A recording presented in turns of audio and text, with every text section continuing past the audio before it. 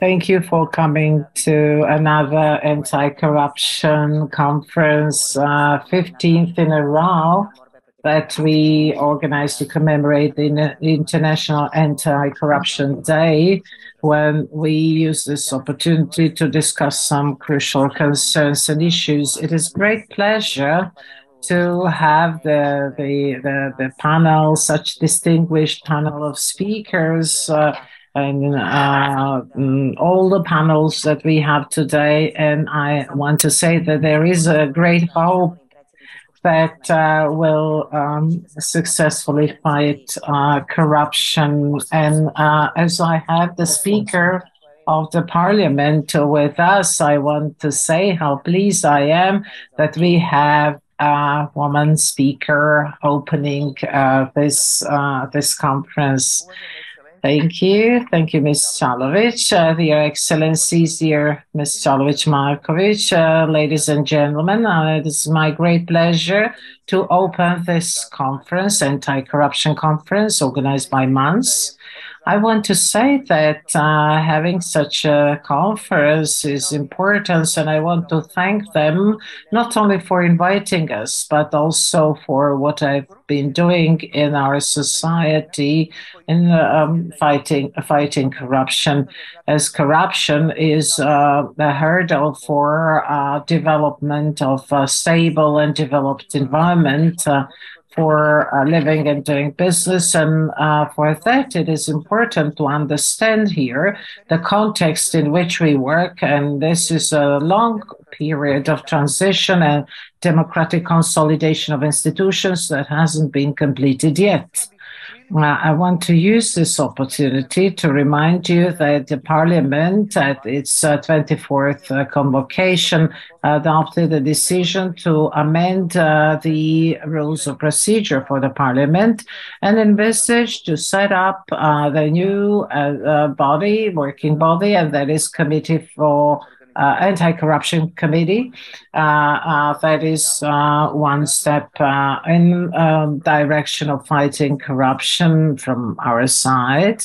And this committee discusses these issues, proposes measures to develop such as action plans and documents, addresses complaints and grudges of our citizens. And in 2021, we had 4 sessions in the committee, and they discussed 16 items on the agenda. They had, as of then until November 22, we only had 2 sessions and 3 items on the agenda, which is to say that this committee has not been operating well, and I think that all MPs have to consider having sessions more frequently and adopting the rules and procedures and acts in fighting corruption and scaling down corruption,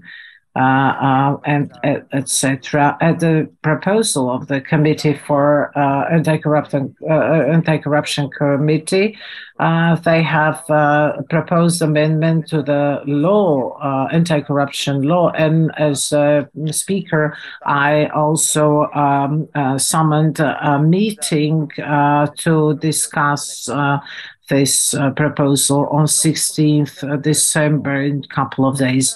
Corruption is a big problem. It has been prominent and present so much that it affects everyday living models and leaves enormous trace on business, doing business, and can be a hurdle to foreign direct investments and in general development of economy.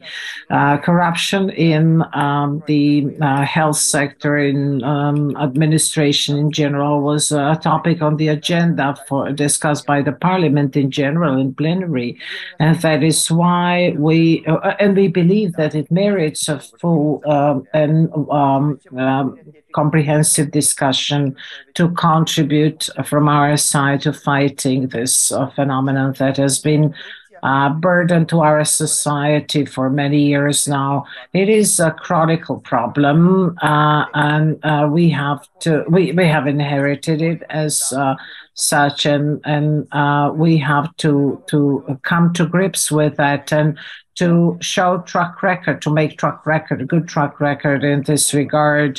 And we have to have the entire society on board of that, because everyone needs to understand that it'll help improve their quality of life. And as such, corruption affects everyday patterns of lives, the everyday changes and procedures, customs paying, tax paying, the employment, health services. And so economic consequences are numerous. They actually prevent good investment activity, trade. It actually leads to the excessive expenses and expenditures. It gives rise to gray economy, and this is why we rely on recommendations of European Commission. However, our authorities have only partially met the requirements and recommendations. And as for Greco, it found that corruption is still a problem in Montenegro that brings doubt about that actually mars and affects the trust that people have in institutions. It mars the relations in every sphere of life. And what needs to be said is that not that all government bodies and not only anti-corruption agency have to assume responsibility for their share to do something, and we need to have public officials leading by example and saying that corruption is not a good way, a good path to development, and that it is having the negative effects on our development. Corruption is a systemic issue, and in order to fight it, we need non-selective implementation and approach. We need good legal framework, and as we aspire to become a member of the EU, we can tolerate no more. And as Speaker of the Parliament, I'll make sure for myself on my side that we'll keep corruption on agenda, and that we will adopt the rules and procedures and laws that will go towards achieving that goal. I'm grateful for months that an NGO sector in general for raising awareness about that and for contributing to having good discussion in society. And this leads to good laws and good procedures. Thank you for your attention.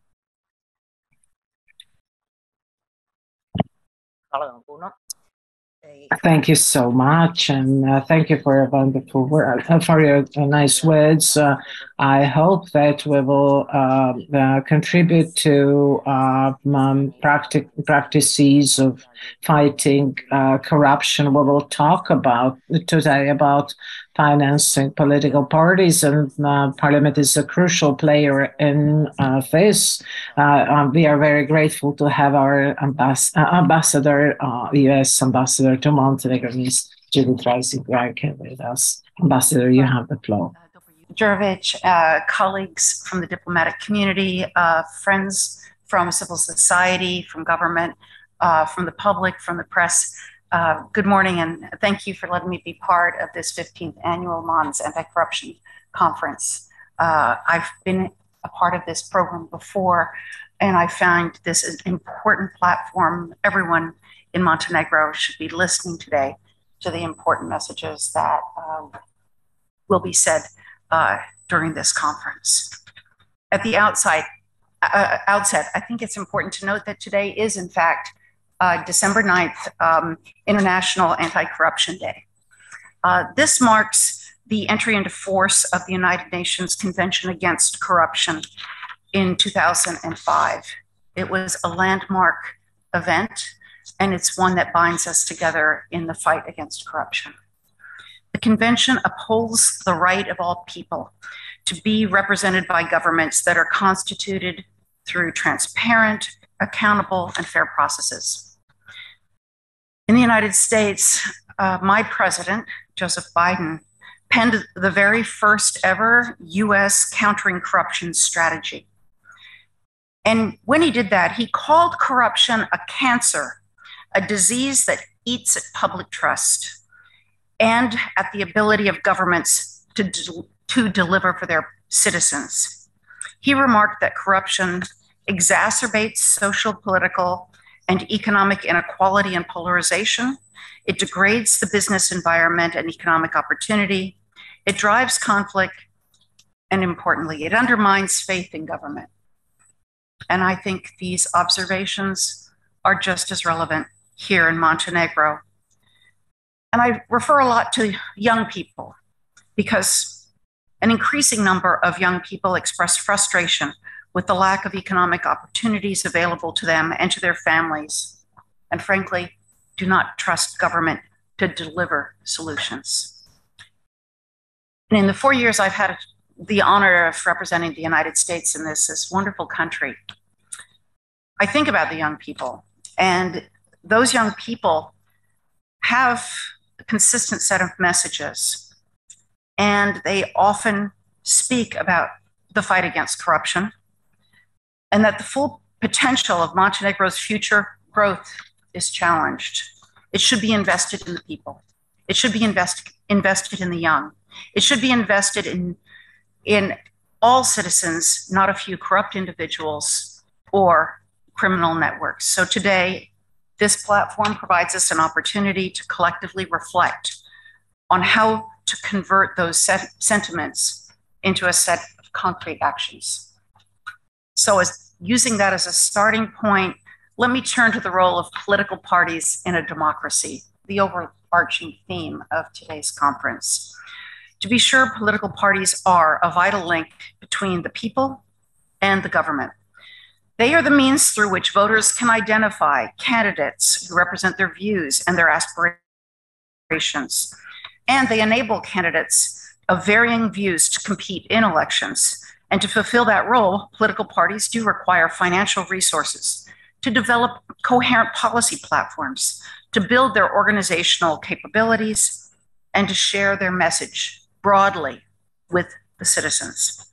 Money, however, can also be used to distort the democratic process. It can be used as a tool to unfairly entice vulnerable voters, as well as to exert undue influence on parties and politicians to further interests of individuals over constituents. So to guard against the distorting effect of money that money can have on political parties and elections, independent oversight and enforcement of financial disclosure laws, together with strict management of conflicts of interest and lobbying, are essential.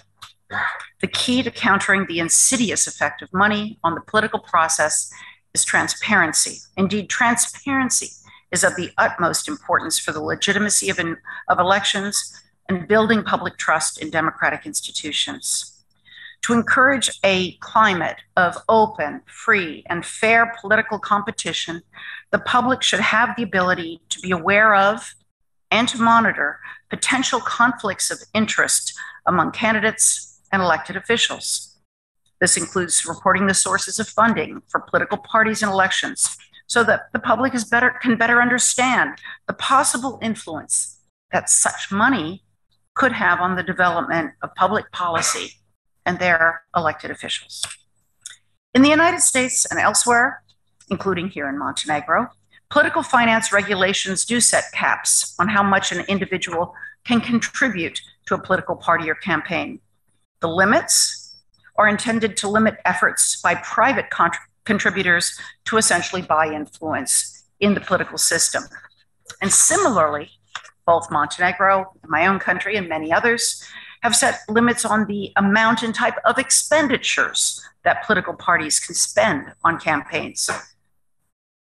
As in the contribution limits, expenditure limits are another tool to ensure that money does not distort the political process. And transparency is the common thread that links these tools for mitigating the distorting influence money can play in the political process. Transparency, however, can only be achieved through the effective monitoring of compliance with national disclosure rules, contribution limits, expenditure caps, and other regulations to expose undisclosed conflicts of interest and other corrupt influences. My country, the United States, truly welcomes the efforts of the Anti-Corruption Agency, the State Audit Institution, and others to increase transparency, particularly as it relates to the financing of political parties. However, to be frank, it is a difficult and murky area, and the results to date have been limited. That's why today's discussion is so important. More efforts are needed to strengthen control mechanisms put in place by Montenegrin institutions and to ensure that political parties fully act on their recommendations in a more effective and transparent manner. Recognizing the importance of transparency and accountability in the context of financing political parties and campaigns, my country, the United States, is committed to supporting Montenegro and its responsible officials in their effort to root out violations of Montenegro's political financing laws and regulations. And I would like to call on political parties and all state institutions whose representatives have vowed to fight corruption to transform your words into action. Join with your civil society partners, like MONS, to increase transparency and accountability in financing of political parties and campaigns. And this includes adopting the recommendations of the OSCE Office for Democratic Institutions and Human Rights, which have not been fully adopted. So in this way, Montenegro will advance as a democratic country and enhance its democratic values by fostering an inclusive political process grounded on public, not private interests. A political environment truly founded on the public good is the foundation for sustained prosperity and economic growth for all Montenegrins, and again, particularly for the youth. Today's conference provides a real opportunity for Montenegro to agree on actionable steps to counter corruption, to enhance trust in government, and to increase the chances of a brighter, more democratic future for this beautiful country. So I will say, let's invest in Montenegro's youth and Montenegro's future by taking steps now. Again, I thank you, and I wish you a very successful conference. Hvala, Vaša Ekscelencija. Thank you, Your Excellency. Without your support, professional, political, financial, and every other, we wouldn't be in position to fight for transparency and to achieve as much as we have so far. There is another partner without whom we can make it so far. We couldn't have achieved anything, and that is the EU delegation to Montenegro. The head of the delegation is with us. Ladies and gentlemen, thank you for giving me the opportunity to speak at what is the 15th National Anti-Corruption Conference on the occasion of this very special day, the International Anti-Corruption Day. Corruption is unfortunately widespread with both its domestic and international dimensions, and it contaminates every aspect of public life. But unduly influencing public proceedings, corruption leads to the misuse of public money and diverts energies and resources from the achievements of goals that should benefit the society as a whole.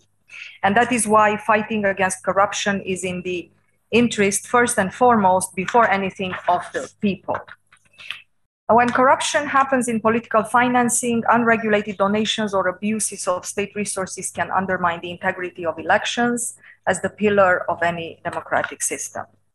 And that is why transparency in political financing is one of the cornerstones of the EU anti-corruption agenda. The Commission's annual report on Montenegro, issued in October this year, states that in Montenegro, corruption is prevalent in many areas, including political party and election campaign financing. The report also acknowledges that some efforts have been made, however, results remain limited. This is mainly due to shortcomings in the legal framework where deficiencies observed so far still persist. So unless the legislation is made more clear, transparent, the bodies in charge of monitoring political financing will continue to be unable to carry out their mandate efficiently. The recommendations of the OSCE Office for Democratic Institutions and Human Rights, ODIHR, and the Council of Europe have not been addressed. Montenegro's alignment to existing best practices, be it on the standards of financial reporting or on effective safeguards and sanctions, remains very limited. So in order to move ahead and make the legal framework that regulates political parties funding more transparent, we need solid, well, you need solid political will of the political parties themselves in the first place. And in addition, you need the MPs who sit in parliament to act in full awareness of their role in implementing the anti-corruption agenda. Ladies and gentlemen, no single institution, as independent, as impartial, and proactive as it may be, can achieve significant lasting results by itself. It is not sufficient to have a watchdog. On political financing, an effective fight against corruption requires synergy between different state institutions and bodies, as well as civic awareness, trust, and attention from all the citizens. Combating corruption requires a solid legal framework, the existence of a proactive and independent monitoring body, a coherent response of the law enforcement and prosecution, independent and free media, and a committed and organized civil society. In other words, to sustain the efforts made so far and to make the fight against corruption more efficient at a systemic level, what Montenegro needs is a properly functioning rule of law. And you know that already, and it has been said many times. I'm going to repeat it today. Rule of law lies at the heart of EU values and is key for Montenegro to become a member of the EU. But what the EU needs to see is tangible progress as a matter of urgency. We need to see that Montenegro delivers on the reforms needed to make progress in the negotiating chapters 23 and 24. And for this, all political actors should work together constructively and take forward the EU-related reforms. A spirit of responsibility and a commitment to act in the interest of the citizens should prevail even at times of political tensions and confrontation. The EU will keep monitoring all developments on rule of law, including the fight against corruption, and we remain by your side in supporting the work ahead. That is why today's meeting is extremely important, and I wish you a fruitful discussion. Thank you.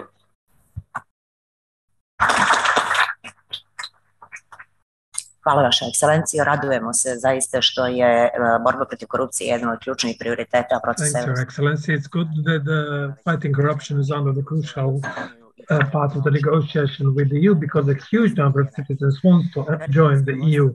It's a pleasure to ask His Excellency Ambassador of Germany to Montenegro to address you. That's the state that has for years supported us with the expertise, and we will have the opportunity to hear some of them. So, Your Excellency, you have the floor.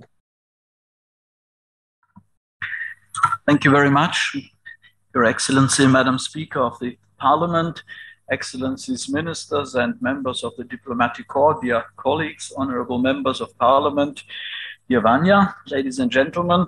Let me start by congratulating MANS for their long-standing and tireless and very effective work to fight against corruption. Corruption is, as you said, really a cancer that eats away on the body of the state, that undermines the effectiveness and efficiency of the state, and not least undermines the trust and the confidence that citizens should have in the state, which is their state. Of course, the state, its laws, rules, and regulations, its institutions and structures and processes must be designed in a way that prevents corruption to the extent possible. But let us not be naive.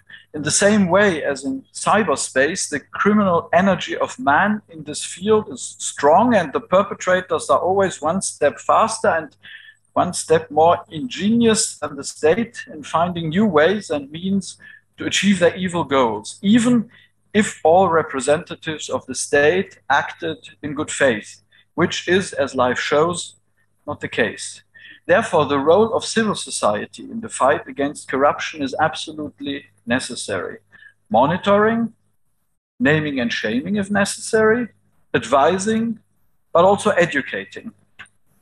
Of course, big corruption starts from the top, but it is upheld and supported in practice also from the bottom.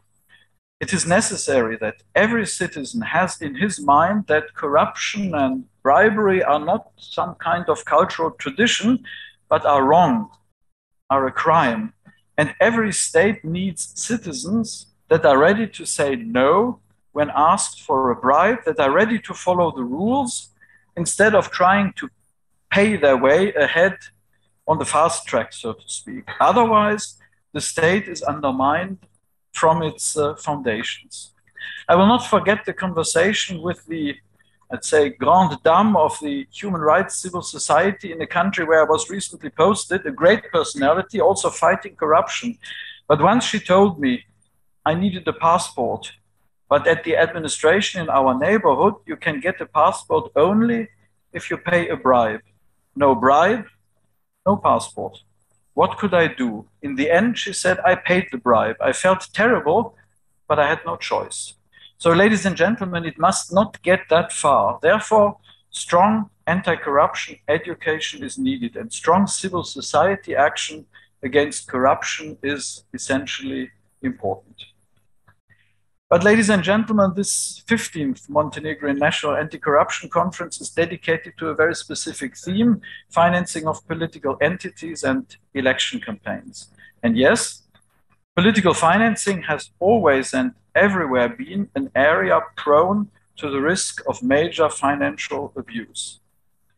To go back to the basics, political parties have a very important role in the functioning of a representative parliamentary democracy. It is through them that voters' political will be transformed into policies, and it is through them and from them that the government is formed. But for a democracy to function effectively, political parties must do more than just being the mouthpiece of the voters. They must have something to offer to the electorate as well as to the state, proposals for strategic orientation, and for solutions to the problems the state is facing. Listening to the voters, yes, but also convincing voters of new ideas, new approaches, necessities, even if this is not always popular, that is to take a huge responsibility.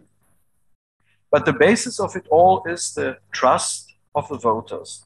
Trust that the political parties conduct their business independently from hidden influence. Of course, political parties have a lobbying role for the interests of their voters, but this needs to be transparent. It is not permissible that political parties are instrumentalized by actors behind the scene to fulfill their business or other interests.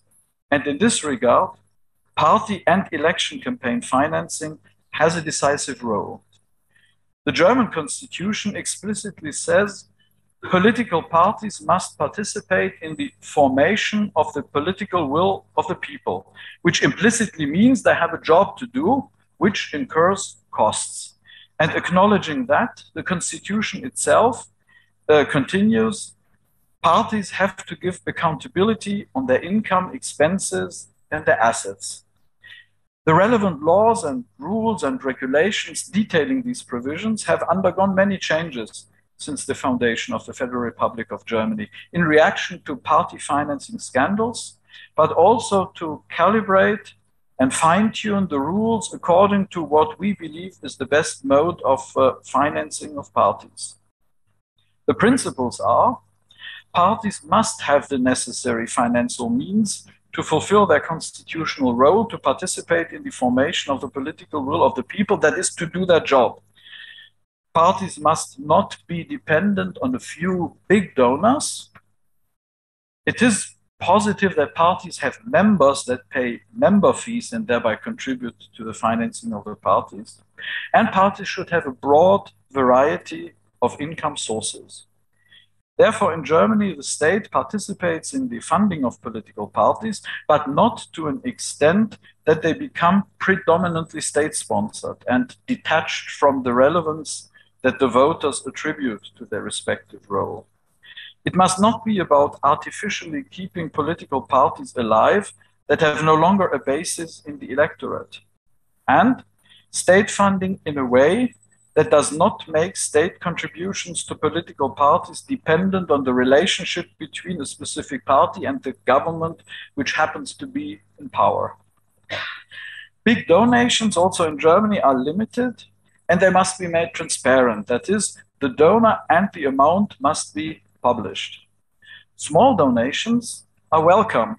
They are a sign that the party is relevant to the voters. And financial contributions from voters to the parties are also a form of support to parliamentary democracy. Therefore, they are good. And for this reason, the state pays a proportional top-up on small donations. And finally, party membership is good because lively democracy requires active participation and activism. Therefore, membership fees are generously tax deductible. And as I said, party finances must be totally transparent. This is our model, but we are well aware that party finances are highly attractive for potentially corruptive practices. Therefore, constant monitoring and regular adaptation of the rules to changing realities is indispensable.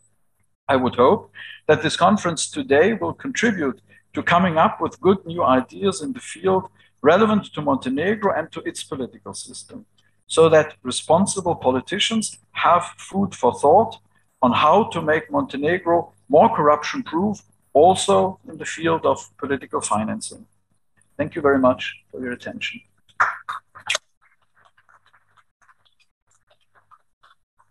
Hvala Vaša ekscelencija i hvala vam što ste podijelili sa nama iskustvo Njemačke koja je Thank you, Your Excellency. Thanks for sharing experience with Germany that had a lawful financing of political structure, but they sanctioned it firmly, which means that the corruption appears everywhere, but the matter is how institutions and states react to corruption.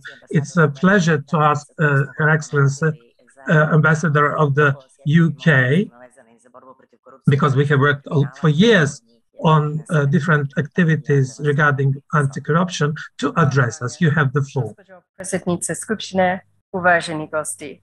Dear Speaker of the Parliament, dear guests, good morning. I'm the last ambassador in the series that is addressing you, and I don't want to repeat what my colleagues have already said.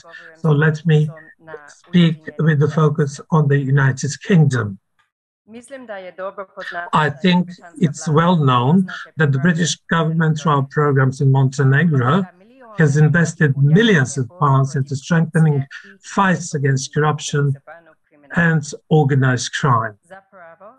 Actually, the British Embassy has significantly extended in the last several years due to an expanding cooperation that we have with fighting corruption and organized crime. Corruption is the crucial lever of serious and organized crime. Due to criminal activities, we often face weaknesses in the institutions, and therefore it is important to fight corruption. We work on strengthening institutions in Montenegro, especially those institutions such as the state audit institution can ensure that government finances and assets are properly managed. We work with the partners here on strengthening legislative regulatory framework, for example, related to financial crime and confiscation of assets. Also, we work with the partners that can hold accountable those who are responsible for corruption. Those partners, including police and the Office of the Supreme State Prosecutor. Just like the other speakers have said, We all know the arguments for fighting corruption. Corruption means that the money that we have here, which is necessary for the healthcare, education, infrastructure, is transferred to the benefit of individuals. Corruption means the development of Montenegro and accession to the EU is slower than it should be, and people are getting poorer and poorer. Corruption means that the country has less developed and weaker institutions. Corruption makes you vulnerable when it threatens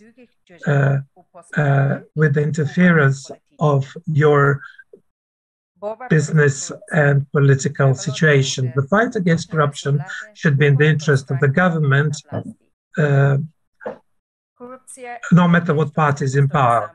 Corruption is not something that exists only in Montenegro. No state is resistant to corruption, but what makes a difference is a functional system of the rule of law, and primarily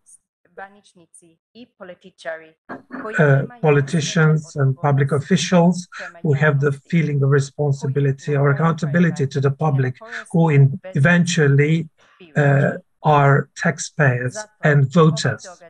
Therefore, I use this event as another opportunity to invite all the political actors to put the functional institution before their party interests. Only through commitment to the rule of law and its fundamental principles can we hope that we can achieve progress in fighting corruption and building a strong state which is resistant to outer impacts from other states and to organized crime. Eventually, I wish to thank our NGO partners, Vanya, for initiating the anti-corruption agenda in Montenegro. Thank you.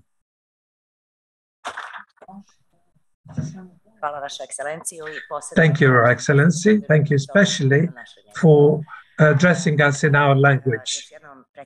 Once again, President of the Parliament, Your Excellencies, ladies and gentlemen, this International Day of Fighting Corruption we celebrate without too many reasons for optimism, apart from the work of the special state prosecutor and arresting him high official. Although we don't know what the epilogue will be in the court, fighting corruption usually is political marketing, empty promises, and crucial reforms are still lacking. Today's conference is committed to political corruption because it is the source of every other corruption.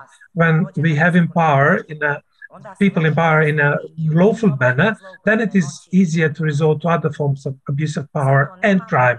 Therefore, there is no small political corruption, but when you accept the principle that the vote is goods that has price, then you violate elections as a basis of democracy. That's why I will speak just about political corruption, although there are other fields where corruption causes incorrigible consequences. We speak about abuses on electoral campaigns for years, and we mainly mentioned the previous regime and the affairs of recording envelope donations from clinics that haven't been researched. We expected that the new government, new authorities will deal with disclosing such practices and their sanctioning. Instead, they have just taken over some of those practices. Therefore, they did not, that's the reason why they didn't amend the law financing political entities and electoral campaigns, which we together criticized while they were opposition, because it enabled the previous government to corrupt voters. But now, when they control state funds, they don't see this law as a problem anymore, but as an opportunity to build party infrastructure and influence the will of voters through public funds. Local elections have shown that state institutions drastically increased expenses in the pre-election period. They also paid social benefits from budget reserves, and they used to criticize it in the past. The new authorities paid subsidies and built local roads before the elections. They had massive employments in state bodies, which hide more data than the previous regime.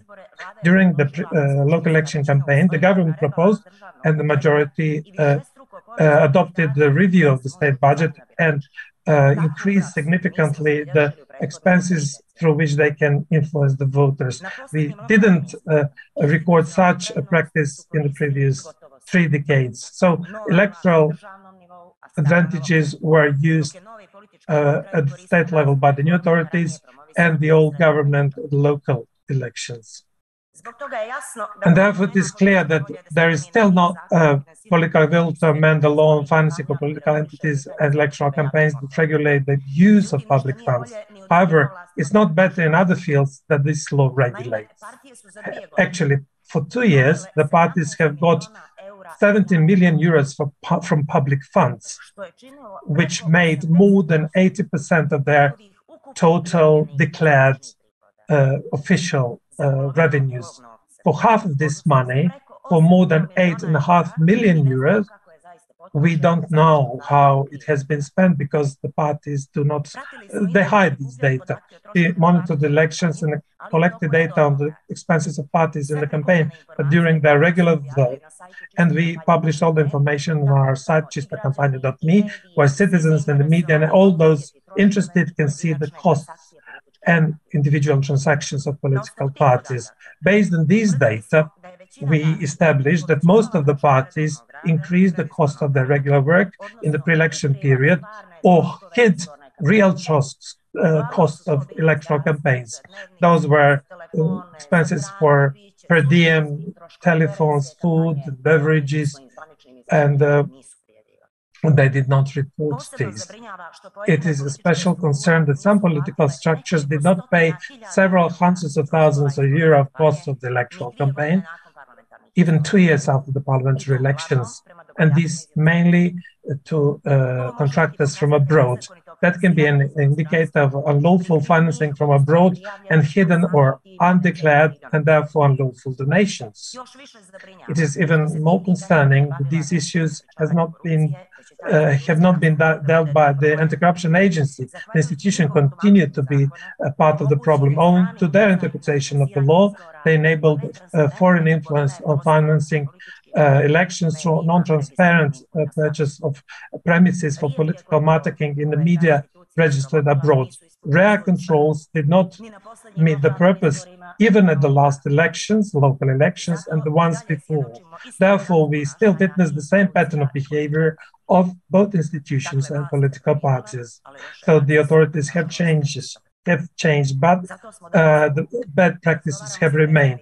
That's why we're here to talk with the representatives of parliamentary political parties and their plans for the reforms before possible extraordinary and regular presidential elections. For the amendment of this law, it takes only 41 votes, and therefore the obstruction by any political party from the opposition cannot be a reason for not amending this law and cannot be an excuse for the lack of reforms. If they want to regain trust of citizens into elections of political parties, they now have the opportunity to show that through concrete activities by amending the law on financing political entities and election campaigns, now when it limits them, not the other side. Waiting for the reform of the law, we have done full analysis that you can find within the materials for this conference. And we hope that those will increase the transparency of the financing of political parties. But without the change of the law that will ensure that political parties are responsible to inform the public, the system cannot depend on the NGO sector, because only 2 years after the parliamentary elections, we are providing some data on their financing. And that is what the citizens should know even before they decide on who to vote for. It's up to you, I mean you, the parliamentary majority, you have the additional responsibility that you implement what you criticized when you were in the opposition and limit yourselves in abuse of public funds and impose on yourself the need to be transparent when it comes to your financing and therefore the financing of all political parties. here with us are numerous experts from whose experience we can learn a lot, as well as colleagues from the civil sector that will speak about the problems identified in the previous elections. I wish to thank donors who enable us to organize this event, but also to collect data, do the analysis that you will find in your conference materials. The National Organization for Democracy the Embassy of Switzerland in southern Montenegro, and the Office of the European Commission Brussels, embassies of Germany and UK. I wish to thank my team was committed to organizing this conference, especially Bartol, Mariana, Milan, Igor, and others, and of course to you who have come to this conference. And please, an applause for their efforts. Thank you.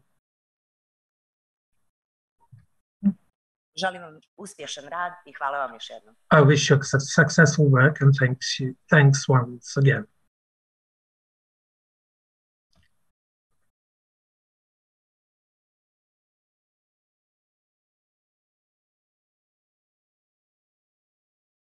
Svima počinjemo prvi panel dometi planovi za reformu zakona o finansiranju političkih subjekata i izbornih kampanja.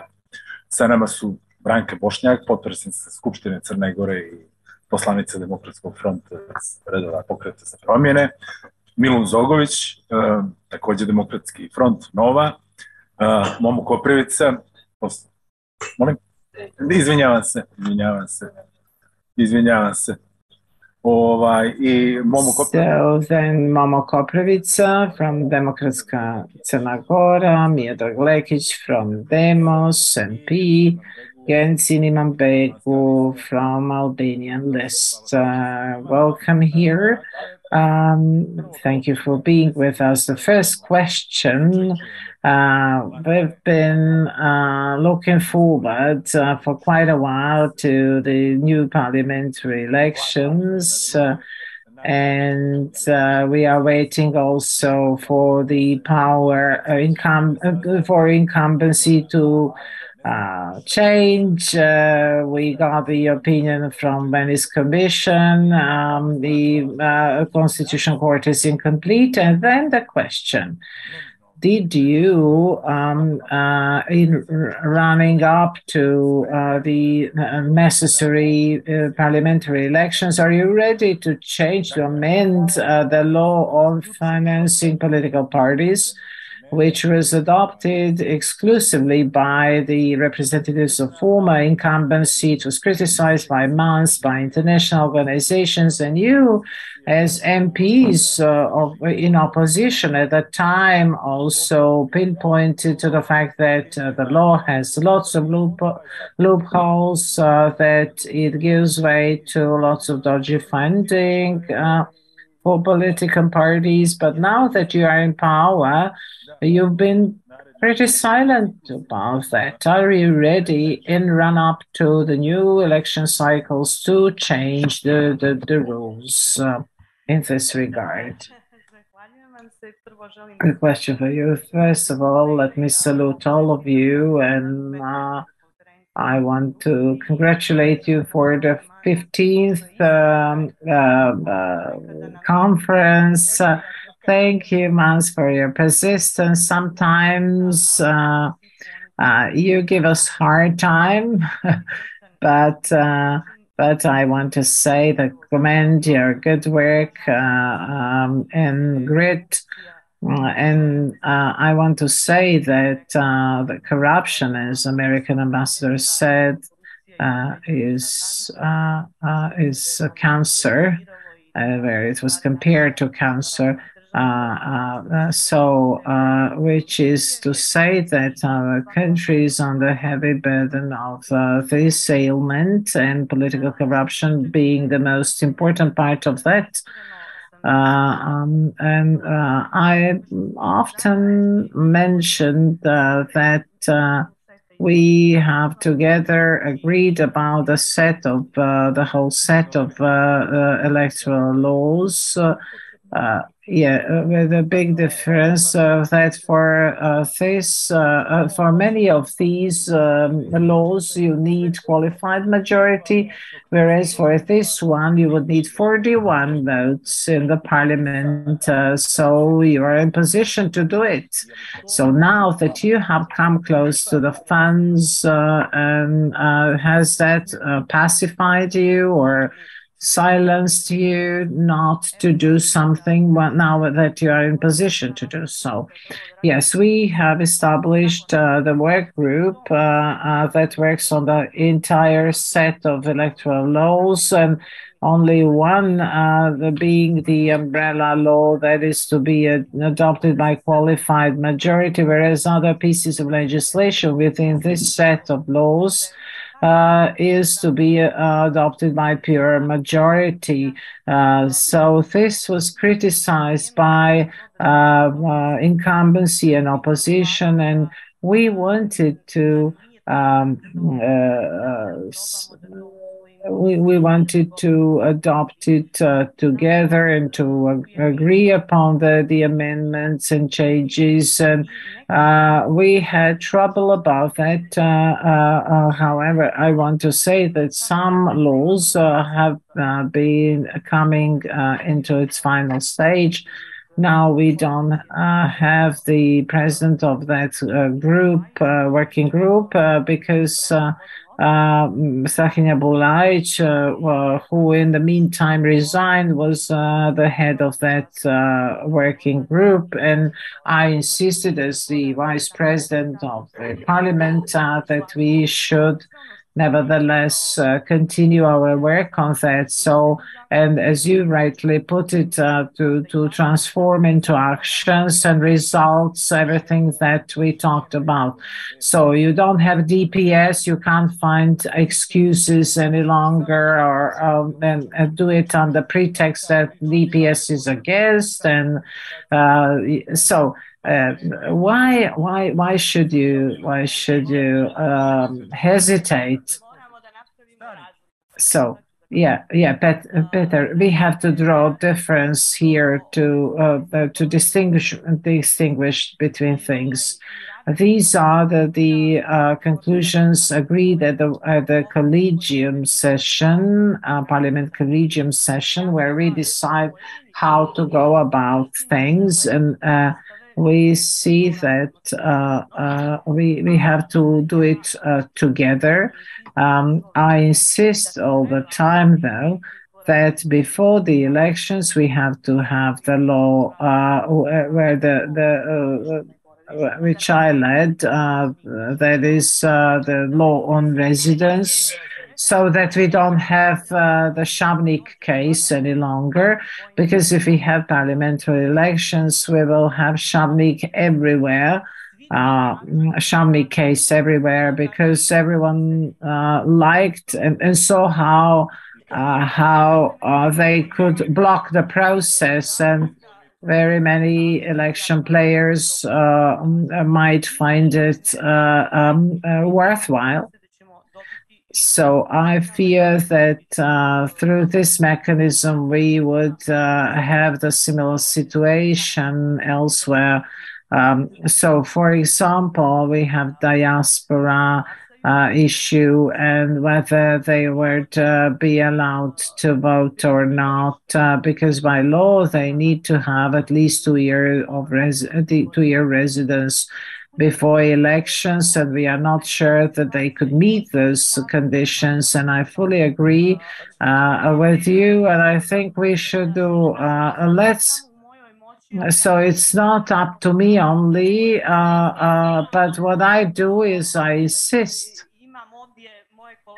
and I have my colleagues from the collegium that I always insist on that, and that I insist on bringing it to a close, so that to finalize those laws. So today we will have again the meeting of the representatives of party clubs, parliamentary party clubs. I want to send a message to them from here that we should reach consensus and that we should start addressing this chaos, and let's not speaking from the party trenches. So I hope that they will have a good session and good outcome. And I want to send my personal appeal that we should get this job done and make an agreement. Mr. Zokovic, there were comments and objections that when you were in opposition, where you said that when you criticize this legislation adopted during the DPS incumbency, you know that there were other institutions involved overseeing the whole process. And since you have now the issue with controversial law on president, and we have the Venice Commission helping, and we don't have a constitutional court, why didn't you focus on this? What stopped you from doing that? Do you have any rational reason? While you were in opposition, you were requesting this or that. Now, when you are incumbency, when you are in power, you give it up. I remember Brano Mandic, who described Predrag Drecun like this, who was in opposition, and he said he was asking where the money are, and then he became a member of the management in Prva Banka, found the money, and then stopped talking at all, stopped mentioning that. First of all, I would not call the law on president, on amending the law on president, controversial.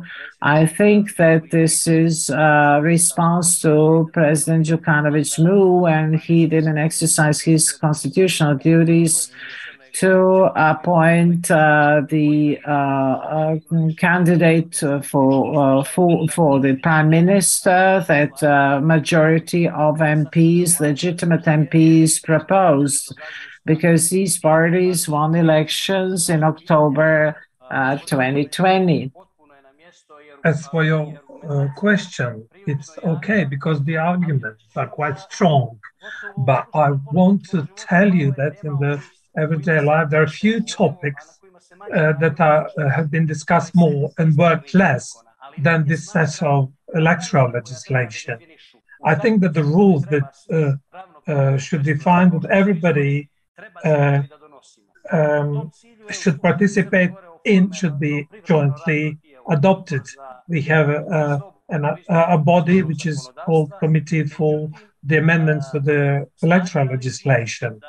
But we thought that, as the previous panelists pointed out, you two, that for only one legal text you need a 2/3 majority, while the others can be adopted with a simple majority. So the idea is to adopt all these pieces of legislation through the committee with 2/3 majority. Unfortunately, this committee has not been very active, and I must say I'm sorry that they didn't justify the trust, and that we have now the problem that all the future elections will be held with the same problems in place. We are fully ready to start, if there is no goodwill by the opposition of Montenegro Parliament, as we are 41.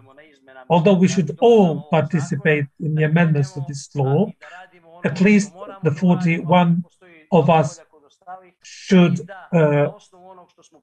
on the basis of what we discussed and promised to the citizens, amend the law on financing of political parties.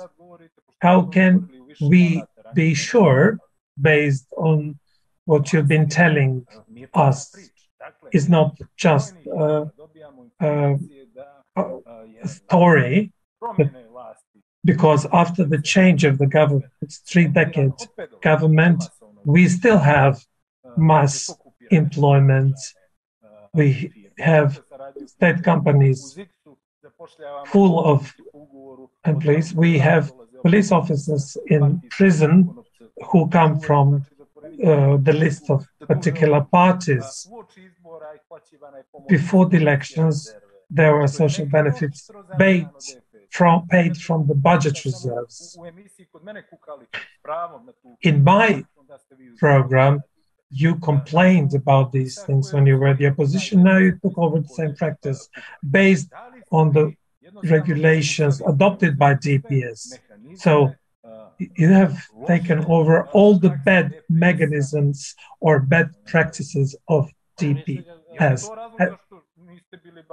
Is that the reason why you didn't rush into the amendments of this law? Because the roles have changed, and now you can use the benefits of the solutions that you thought negative in the past. In my private life, I didn't speak specifically about you, I spoke on a general level. Well, I try to be responsible when I express my personal party positions. I want to say that there are reasons that somebody may have such a perception about the current parliamentary majority. The political entity that I belong to was prevented from participating in the government based on the electoral results on the 30th of August, and that they started talking about index employment and so on. But I want to say that for 3 decades, party membership was the ground for employment. And now it may be theatrical to say, but we have the situation which a part of Montenegro in the previous 3 decades was employed based on their party affiliation. And now in the public calls for employments organized by the new majorities and new majority and their people who lead different companies or are in high positions. Now we have the situation that people who could not get the job in the previous 3 decades now apply for these jobs. They were deprived of their fundamental right to work because they didn't want to accept the membership of the then ruling party. And now, when these people feel that they have freedom, they're entitled to work, and now they participate in public calls. But we cannot neglect the employment procedures, and that is the new Montenegro that you were promising.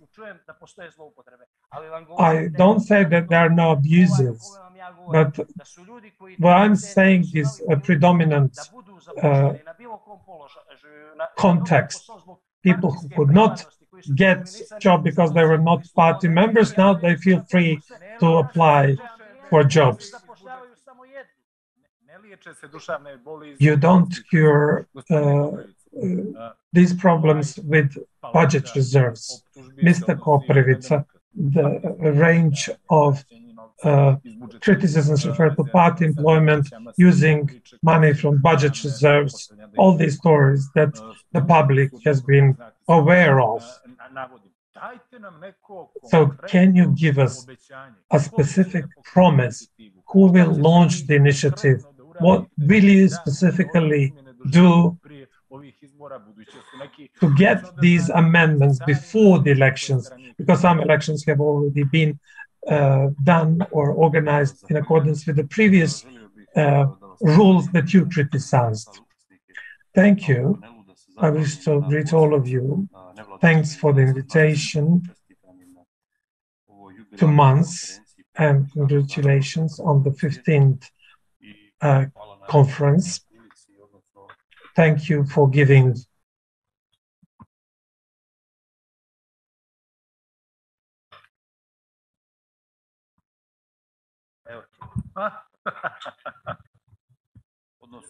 Dakle,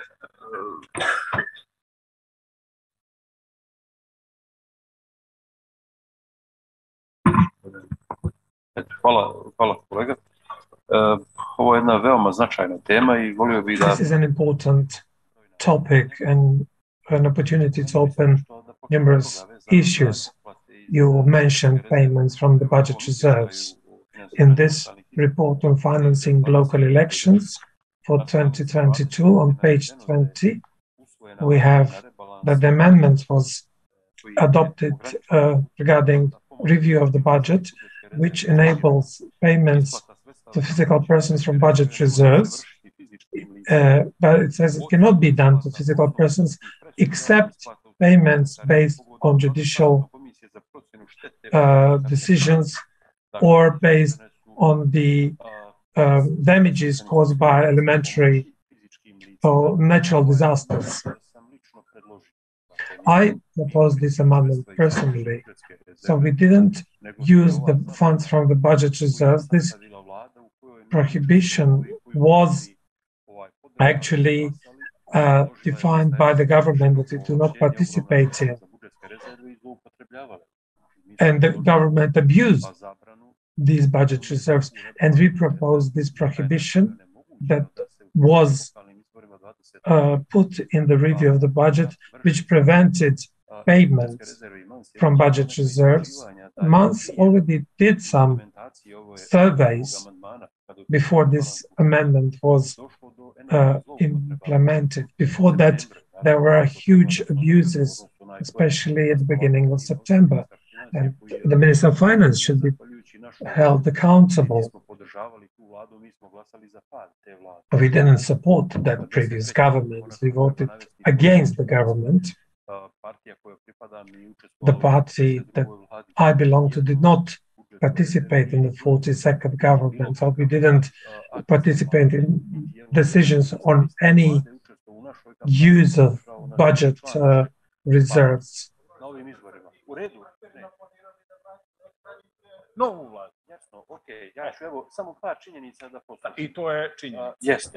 The fact is that you participated in forming the 43rd government.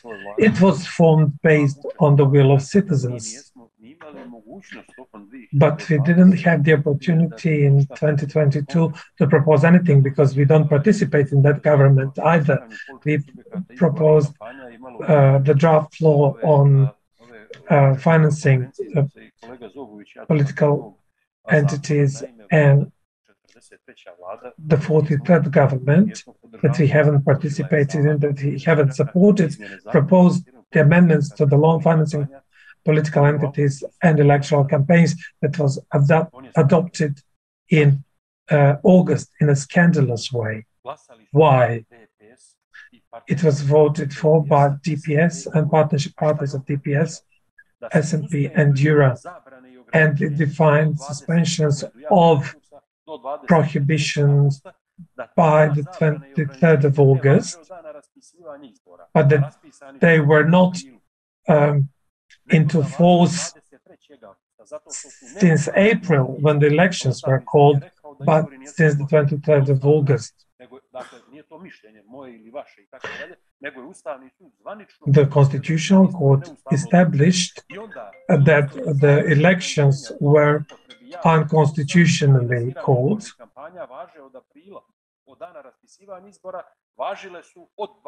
So these provisions, new provisions, were entered into force as of the 23rd of August, starting from the amendments that we proposed in 2019, and we submitted a set of amendments then on the prohibition on donations by legal entities or the amounts paid by physical persons, because there were a lot of abuses there.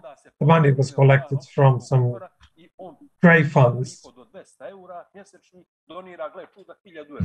And it happened that a person who had, for example, a monthly salary of €200 gave donations in the amount of €2,000. So we proposed an amendment based on which a physical person could donate very small amounts of money in order to control. But the donations, but it was not accepted. What has been done, I don't think that the Committee for Electoral Reforms has not been functional. As for us, I think it would be crucial to reform the legal framework regarding financing political parties and electoral campaigns. As a political party, we are known to have a very low amount of donations coming from physical persons. These are from members, party members, and the percentage of those donations is between 1 and 2%. What I want to say is that, and please conclude, in 2019, we proposed a set of solutions for those elections, including the provisions to the law or amendments to the law on financing political entities and electoral campaigns, and we are still supporting that provision. The NGOs, MAS, and the civil sector, and their proposals regarding this law, referring to better transparency, political cards, prohibition from financing from abroad, are absolutely supported by us to the full. We are ready to vote for them and incorporate them into the law. Every single recommendation that they provide. Thank you. Mr. Lekic, is this one of the major problems or issues after the famous 30th August 2020? Is this indicative that the impression that the former opposition now grabbed the lucrative platforms of the former incumbency? Something that was so rotten until yesterday now becomes fully okay. Yes, there are some DPS practices that were taken up. Somewhere they were even brought to a higher level. So now we have the very pretty abnormal situation that those who won the elections didn't form government like they do in normal countries, but they do. They have some experiments that we see now, and this is not a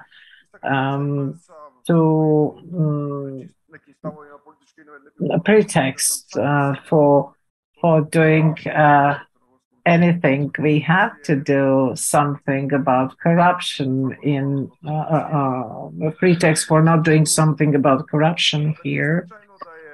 So MAS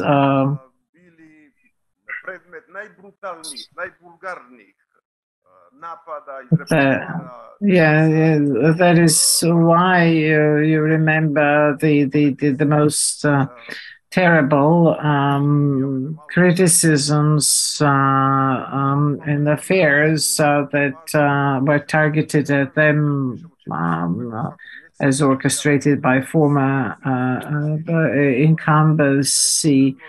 But I want to say MAS is still around, giving us a hard time, keeping us on track with this.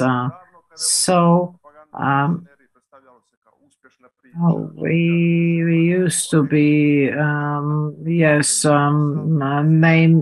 nicknamed Tiger in the Balkans, the front runners, and so. But I don't think it's the same now, and if that stood the test of time, let me go back to a question. Now we don't have a choice between one good and bad solution. We now have to choose between two equally bad solutions. So in order to have regular elections. So Montesquieu used to say the uncontrolled power has an inclination to narrow the scope of activities in society. So what we have is the result of that. So this is global phenomenon, as one of the diplomats mentioned. This is not consoling fact, and this should not serve as an excuse. We have that we saw lots of cases of high profile corruption cases being prosecuted. There are cases where heads of states resigned because of some even trifle matters. Yes. So there is a case of one minister of speed driving, and he was sanctioned afterwards. So this is what the developed countries do. We have come into situation or a position where we have to do something. What would be your concrete contribution? Bez uvrede, ne mislim ni vas, ni gospodina Zogovića, ali puno puta dobijemo obećanje, hoćemo... So, well, what are you going to do? Yeah, you make promises and then nothing happens. No, this is not an excuse. We had lived through experiment. I don't know which incumbency was worse than which. Was it for 42nd or 43rd? Yes.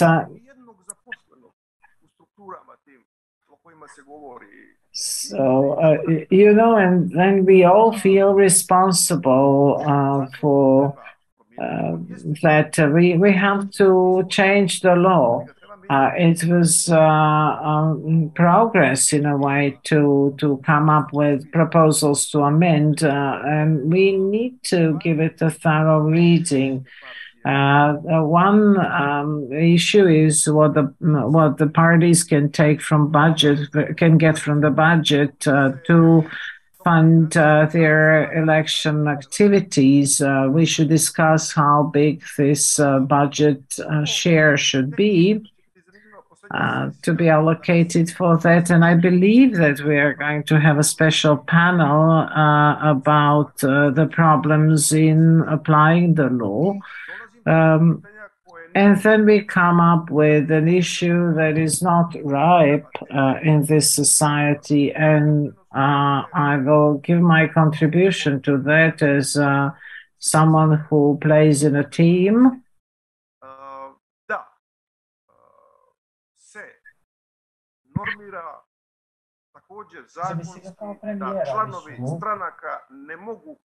Party members. So there should now be no partisan employments in state-owned companies or else, and we should not invent the wheel in this. We should copy the cases and the models of developed democracies. So a majority that wins elections reflect majority in the parliament. They should have their representatives in the government, of course. So the parties will still have an impact on leading the country. But I'm not saying that the fact that no one from my party has fielded a job in the government, and then I take pride in that. I want to say that what the effect of what we got is that we had already had an ineffective, cumbersome government, and then we just repeat that. We make it bigger and more cumbersome. And we see the young people having aspirations to fill the government job, and there are very few ones who would take their own initiative or who do that and develop in an entrepreneurial way. So this leads to government degeneracy. And then we have come into the situation where people sit in Venice to decide about the case in Shavnik, an isolated townlet in the north. So how do we travel from Shavnik to Venice by gondolas? No, this is the situation. We see, your argument. You have 4-1, and you should do something. You should amend law. So why can't we consider another thing? 41 enough to do the law, and 40 enough, not enough to form a government. So we have the case where a parliamentary majority cannot form the government because there are some meddlers who stand in the way, and if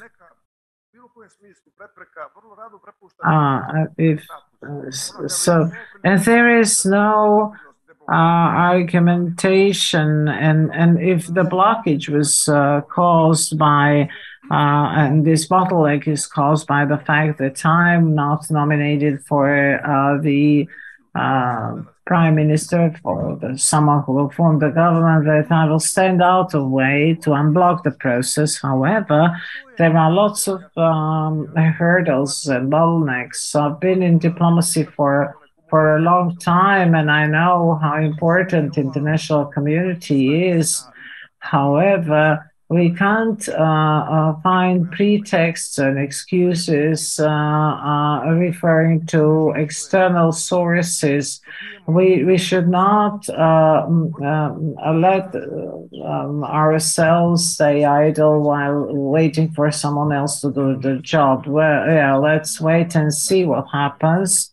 And yes, you have the mathematic formula where you say that 41 can pass a law, but 41 cannot form a government.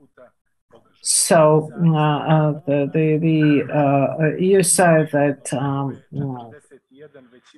41 majority 41 votes, and you see that we are waiting for standing in for elections, long awaited. The elections. The question is not whether or not to have elections, extraordinary elections, but who should lead the country in the period of transition. So I can't find name for the present government, which has the DPS staff inside in the government. And how legitimate are they? This is a novelty in political practice. The previous administration has not gone while the others in the place. So we need to know some deadlines by which the things should happen, or we should let the show go on and on. There have been a lot of topics open, so help yourself. I wish to thank Tomás. I used the opportunity to express my political positions that have been somehow summarized quite well by our moderator or journalist comment. I'm always the journalist. What is important? I'll try to just touch upon several topics, sticking to what I've been speaking for a long time, and that is that nothing in life is black and white. We live in a society that does not experience democracy the way it should. MPs, the media, NGOs have a very amateur approach in their work. Why am I saying this? Let me just draw a parallel to something mentioned before. I think that months I can spend thousands of euros of our money because of the number of letters or requests they send to us. Our employees work on all these requests. They reply these requests. And I'm pleased that my party has so far received positive opinions, double positive opinions from the anti-corruption agency. So it's a minor party with 2 or 3 employees only.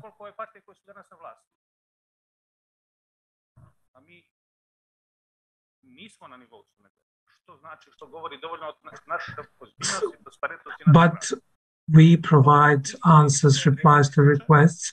Very few people point out that such a minor party has done the job of big parties. Yesterday, I was at the Parliament of Montenegro, where we discussed the allocation of flats to public officials. My freedom to talk about it cost me 100,000 euro. My freedom to be in this room, if I had pretended like others, and let's say I didn't get, if I had applied for a flat, I would have probably got it, but I didn't apply for it. Now I live as a tenant in my father's house, but I didn't apply for the flat. These are the things that we need to point out in the society, how you take, how seriously you take your responsibilities. These matters are important into our society. The 13th of the 14th government of Montenegro. I don't accept these 42nd, 43rd government, because these are the 13th, 14th governments since we introduced the multi-party system. But these 2 governments continued to do what they used to criticize when they were the opposition. Can you just provide or confirm that some companies such as electric power plant or mines in Serbia improved their operations to such an extent that they needed 30% more of employees? We have so much more power supply. Have we invested so much that we need so many new people? So the previous policy has continued, where we are not creating the society to adapt to the needs of citizens. It turns out that some citizens are, in a way, participants in that corruption. Haven't there always been? We need more whistleblowers. We have now many more than we used to have 30 years ago. Nobody could say anything. It's not true. They could always say things. There have always been position and opposition, and you could always tell what you wanted.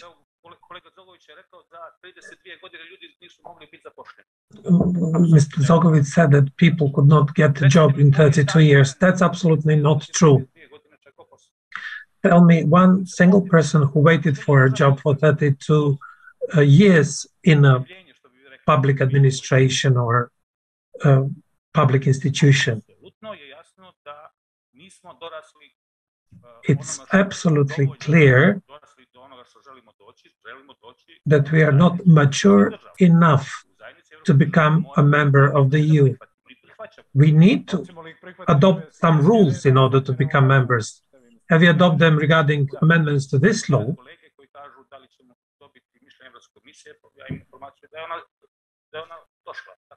When they ask about the law on the president, the opinion has been published. We have the opinion of the Venetian Commission, which says that that law should not be adopted. I have just read it in the media. I banned the law on financing of political parties. If I had reacted to the statement of my colleague Milan Knežević 2 nights ago, I would have written that I was against the attack of on Mr. Knežević, but then I saw the recording, and on the recording I saw that was not the case. Please go back to the topic of the conference. I represent the caution in politics, and that's not running away from the problem, but finding a rational solution. The situation that we have now will not be resolved by giving statements that we will amend the law on financing political entities and electoral campaigns. Until now, the law has been discussed on many occasions. The recommendations have been provided by the European Commission and so on. And there are a lot of shortcomings. Although it has been applied.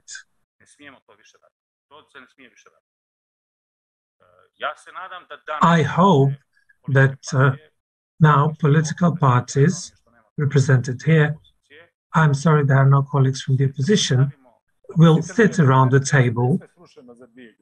Do you think it's fair to say that everything has been dismantled within these 2 years, or that within these 2 years of terrible mistakes and copying previous practices, things have just become more visible? There isn't a single institution that has survived.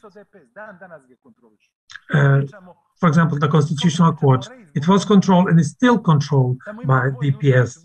There are 2 persons who got in the Constitutional Court, who got flats, and they were allocated those flats by the executive power. They are the judges of the Constitutional Court.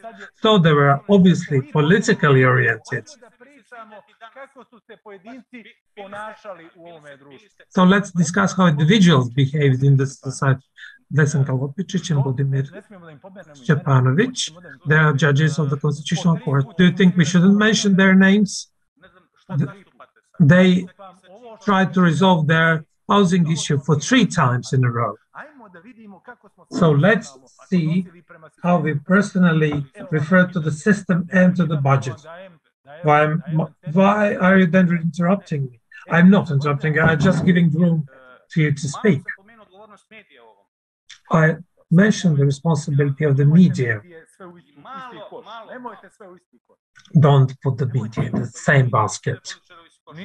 Well, you put us politicians in the same basket too. That's not true. I never said that you got a flat. Yes, but you criticized me for many other things.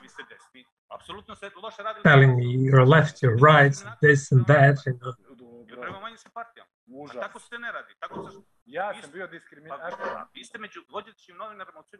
Are you among the leading journalists in Montenegro?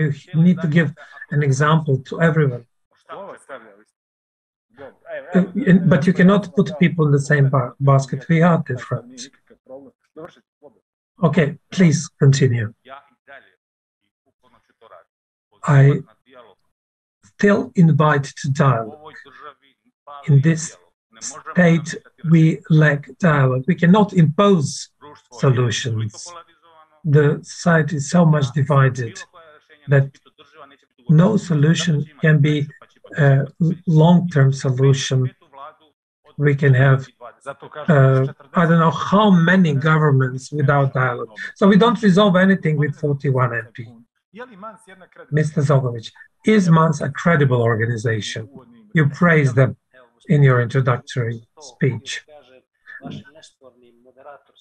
Your undisputable moderating skills have to be mentioned, but at the beginning you prevented me from saying or emphasizing on what MANS has done in fighting organized crime, corruption, and all other negative phenomena. So I want to ask you this question. You said MANS has done a lot, that they were pioneers in this society, but they said that your coalition did not report on all the costs from the electoral campaigns, especially TV Pink and company from Cyprus as donors. Can these be an indicator of prohibited donations? To tell you the truth, I was not involved in the financing of political campaign of our party. I think that everything was done in a lawful manner, but a credible organization says that these payments point to possible abuses. It's unusual that you know about the financing of other political parties, not about your own. I see that one of the most problematic parts of this law is the possibility of foreign influence in financing campaign through inadequate provisions of the law. But I think we have to resolve issues both about financing of political campaigns, but also about the issues referring to the inflow of foreign capital in funding NGOs, for example, or some other participants in the social life. Well, you can read the financial statements, they are all transparent. If there had been any irregularities, and if it is proved that such irregularities had been done or something had been done contrary to the law, I think that we should bear the consequences for unlawful behavior. I always wonder why Mr. Nimambegu, that I appreciate very much, puts his reputation by defending the worst political results of the previous regime that he also participated in. It's very strange that Mr. Nimambegu puts an equality sign between the political wing of the Mafia that led Montenegro for 30 years and productive political forces that won the elections on the 30th of August after 3 decades of a dictatorship. You just managed to win the elections. And that's it. And I don't know if you managed on your own. Because the church created your government, they organized processions for you. Without the support of the church, we couldn't dismantle the regime. What do you think? Do you think that we should have denied the support at the time when all the social processes were focused on the law and the freedom of religion? The church actually, the church was also a partner to DPS. That's your friends and partners. Even the former bishop said that. Sorry for these digressions, but well, without the support of the Serbian Orthodox Church, which a lot of people trust to in Montenegro, we couldn't win without their support. Now the church has gone back to its activities, their primary activities. you are not going back to your natural positions, but to state companies. You are not amending the laws as you promised. Although they have won the election, some centers did not allow establishment of the government based on the results of the elections, and now we face the consequences. Those who blocked democratic processes and didn't allow to form the government based on the freely expressed will of citizens bear the burdens why we are living the way we are living and what we are facing. We don't want to discriminate you, Mr. Komnenic. In Montenegro, we have come to a moment when we talk about discrimination so easily, unlike some 15 years ago. I had to be innovative and I had to explain what discrimination is really about. You know, in Montenegro, everyone speaks about courage and nobility and, you know, honor.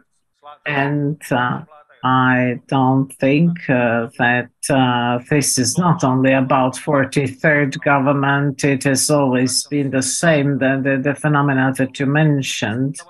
Let me reflect on what Mr. Đurović said about all of this. We, as Albanians, we feel discriminated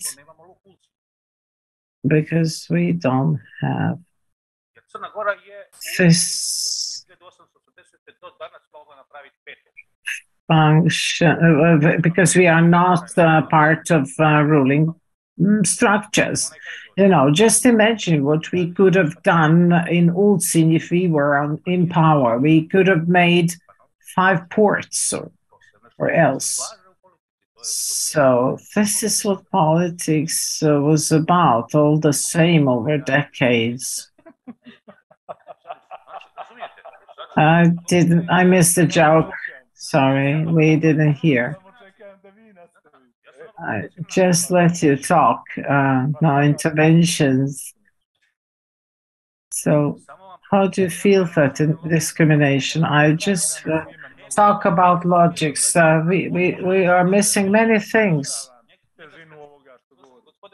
I don't want to dismiss your arguments. Yes.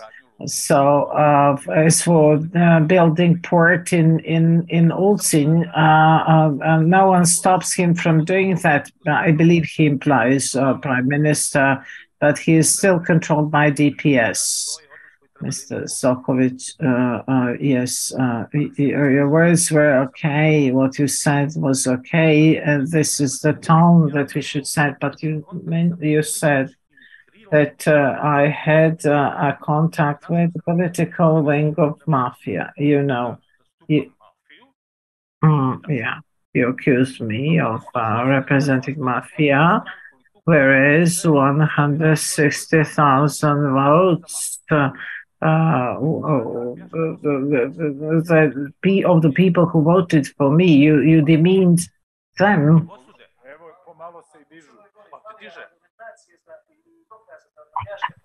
Yes, they are not speaking into microphones. Sorry.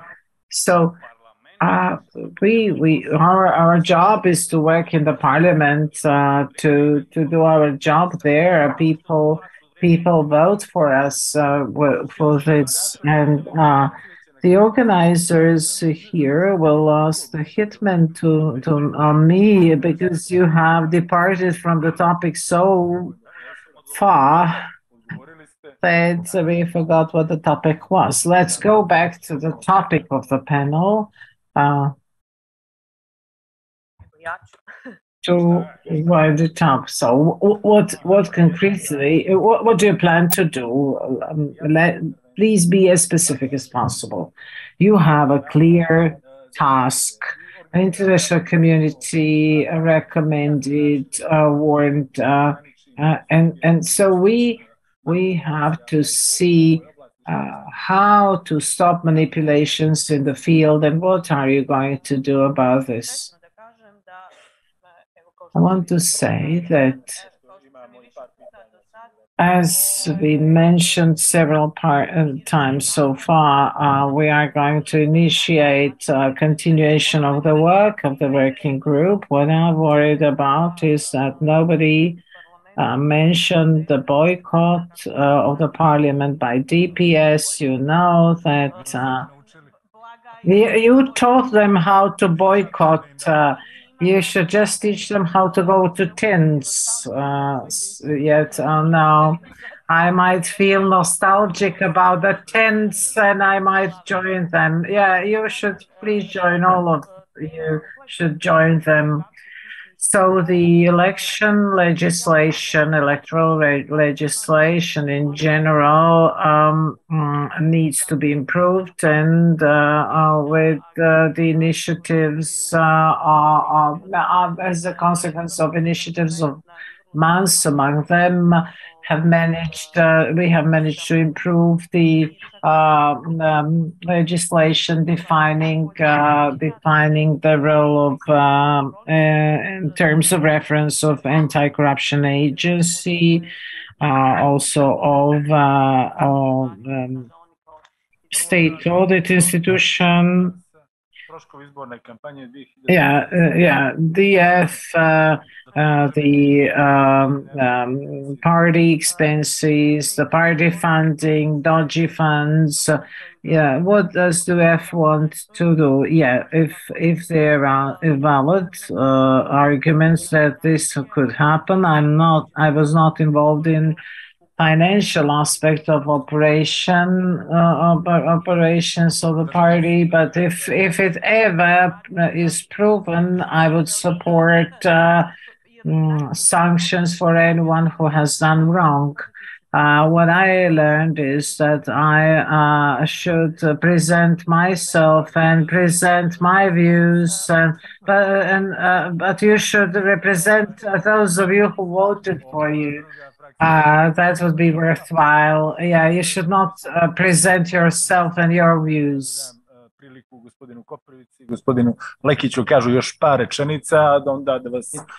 Mr. Koprivica. Thank you. It would be necessary to create political conditions to re-energize the work of the Committee for Comprehensive Electoral Reform. I think that we should, for sure, and I want to say my party is for that, to implement recommendations of the NGO sector concerning prevention of abuse of public funds and illegal party funding. So I think that the job is not as difficult as it might seem, as there is a problem with political will. And in 2019, we proposed some solutions, and some of them were adopted, not all of them, I'm afraid. And I believe it's the time to regain or re-earn the trust of public in the election process. And this would be one step towards it. We also need to have amendments of the law on residence, permanent and temporary residence, which are crucial for determining someone's right to vote. You have, because due to these problems, this right has been violated in some cases. As for corruption related to the apartments and loans given to public officials, we were the party who actually voted for and worked on eliminating the system of awarding those benefits to any officials. And to Mr. Gensino Mambego, I want to say that we supported law on Valdanos, that was the law on restitution, and this was, I believe, a good move. And you know that Prime Minister is from Ulcin, as you said before, and it's good that we have Prime Minister coming from such a town, and we would like to have someone from Nikšić, and myself from Nikšić. I would like to see some others, because people from your town, implying Đukanović, who is from Nikšić, they come and stay, they won't leave. I would like to leave the space for Q&A. So through the amendments of the rules of procedure, we abolished the fines for those MPs who are on boycott. And this is what now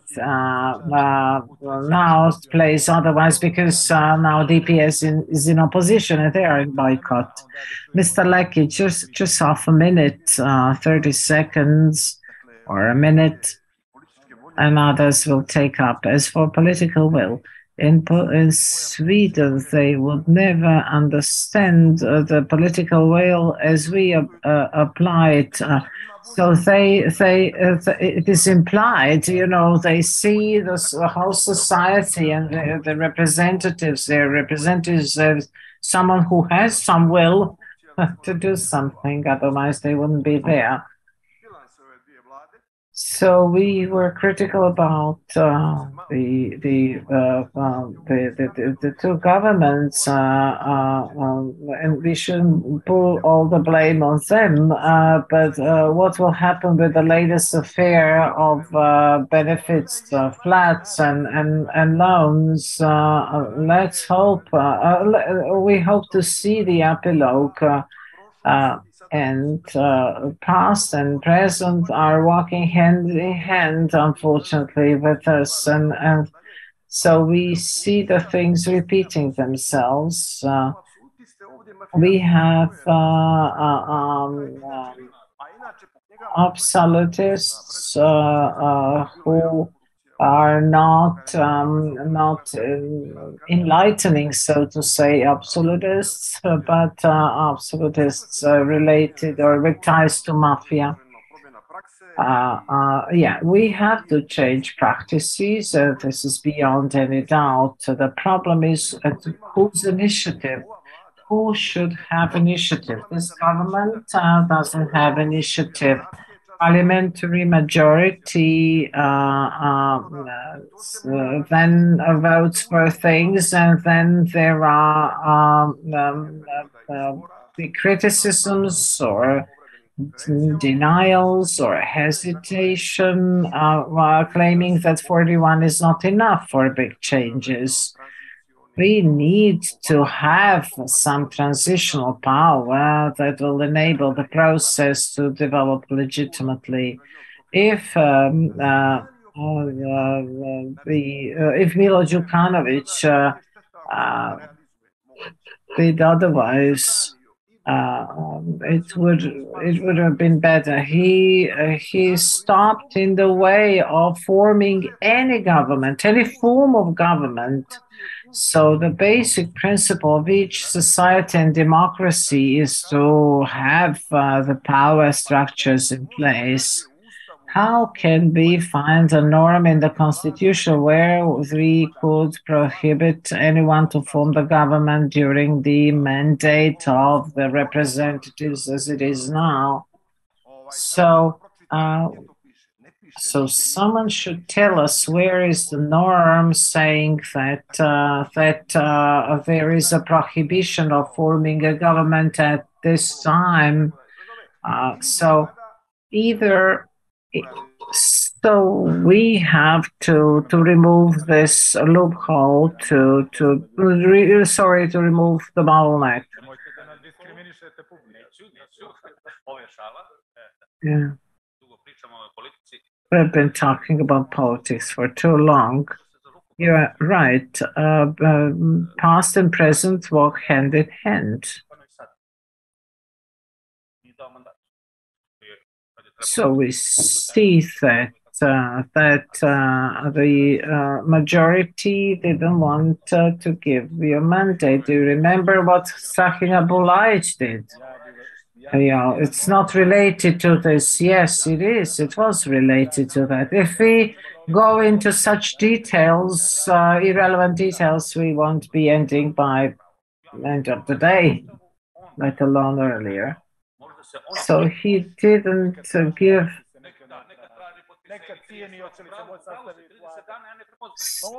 So as you said, there is no legal obstruction, legal restriction of that, right?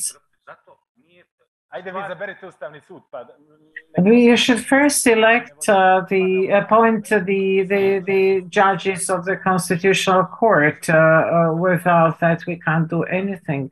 I will give my vote to every candidate, if you unless you have some objections. But would it be enough? Would it solve the situation? We will have 4 judges in place. How will they handle the government, the elections, etc.? We can't have elections without Constitutional Court. Let's wrap it up here. Now, questions and answers. Može.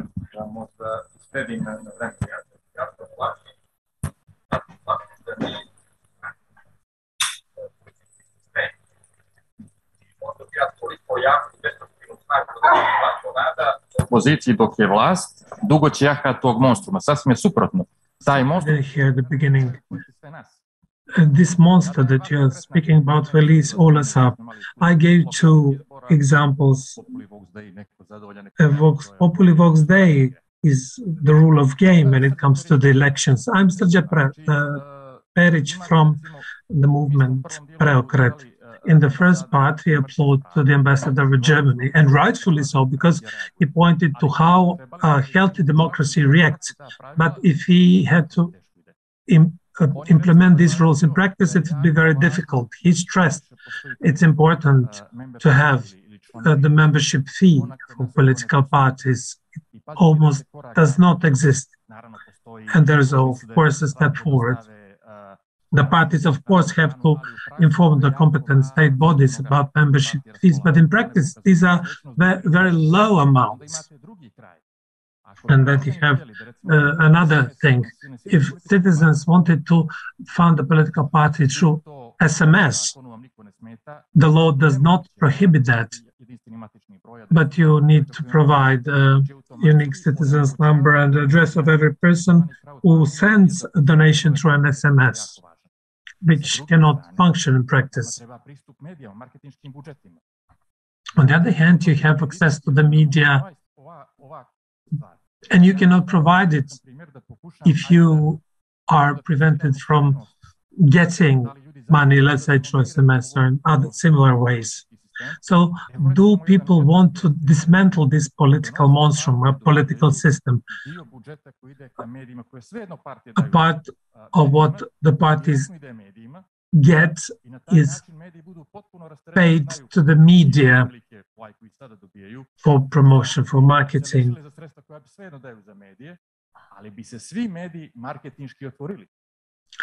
But if the money paid by the state to the political parties was provided to the media for reporting, the media would be much more open and better in informing.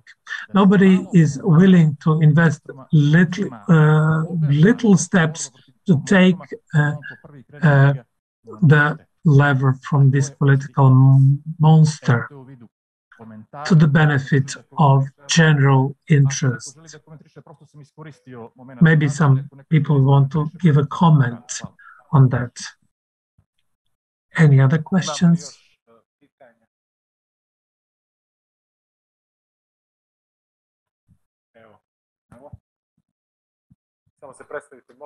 Please introduce yourself. I'm Maria Popović-Kalić from the Center for Civil Freedoms, Tegas. Thanks, Mans, for this conference and for the invitation. Thanks to all of you. I just have one question. It seems that the law will not change by themselves unless the system is deblocked. And I would like to hear from all of you, who is responsible for the blockage of the system that we are now facing? Any more questions?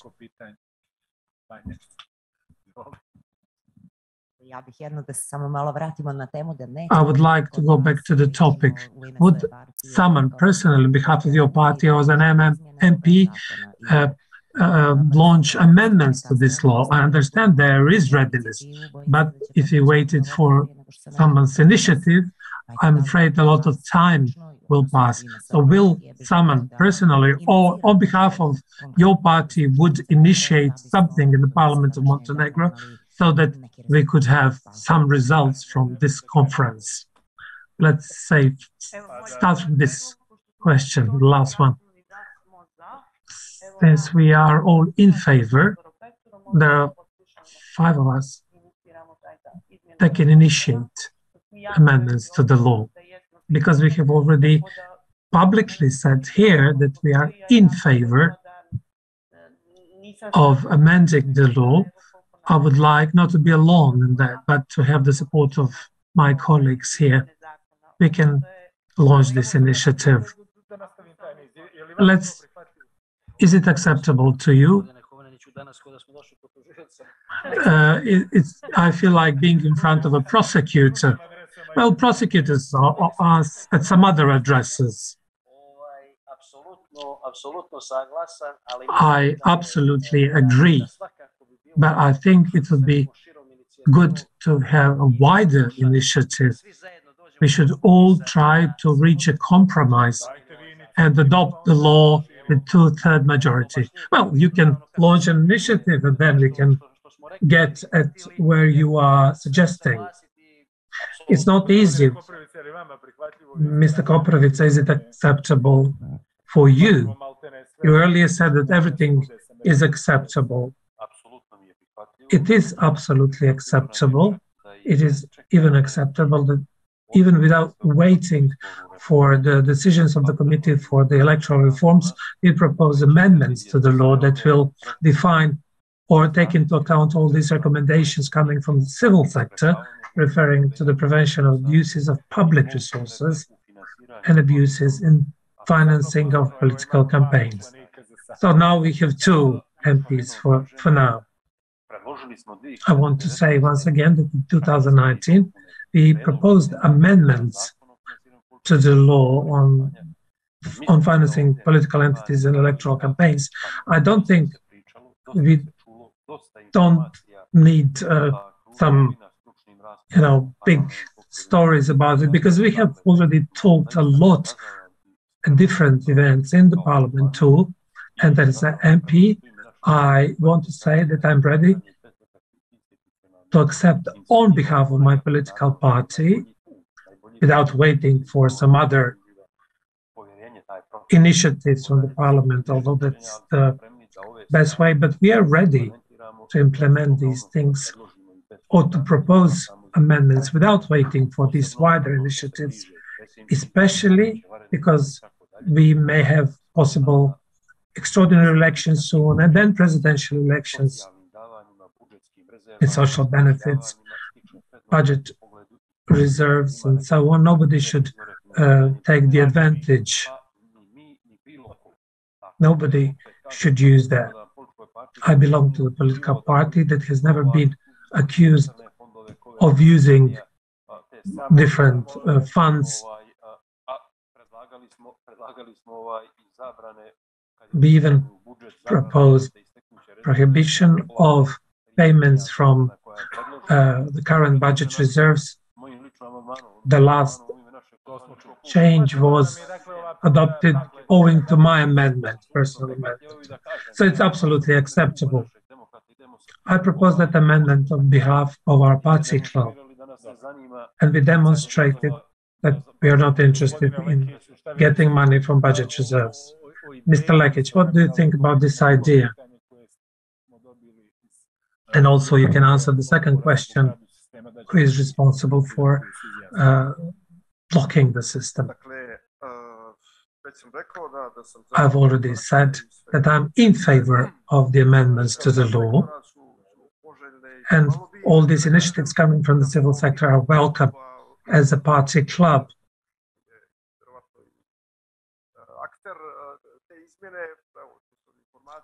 We accepted the amendment to the change mentioned by Mr. Koprivica. Now we are working on the amendment to the law on residence. So at least we can deblock Shavnik if he cannot deblock the whole state. Let's hope that this spectacle going on there should be stopped. The political system, monster, we are hostages of that, and if the state is consolidated in an elementary sense, a lot of things should be reviewed, including constitutions. We shouldn't improvise there. It's a serious matter, but it has turned out that there are some problems. Reviewing the constitution is not a taboo, of course. Who is to be blamed here? Ms. Dominic knows, mentioned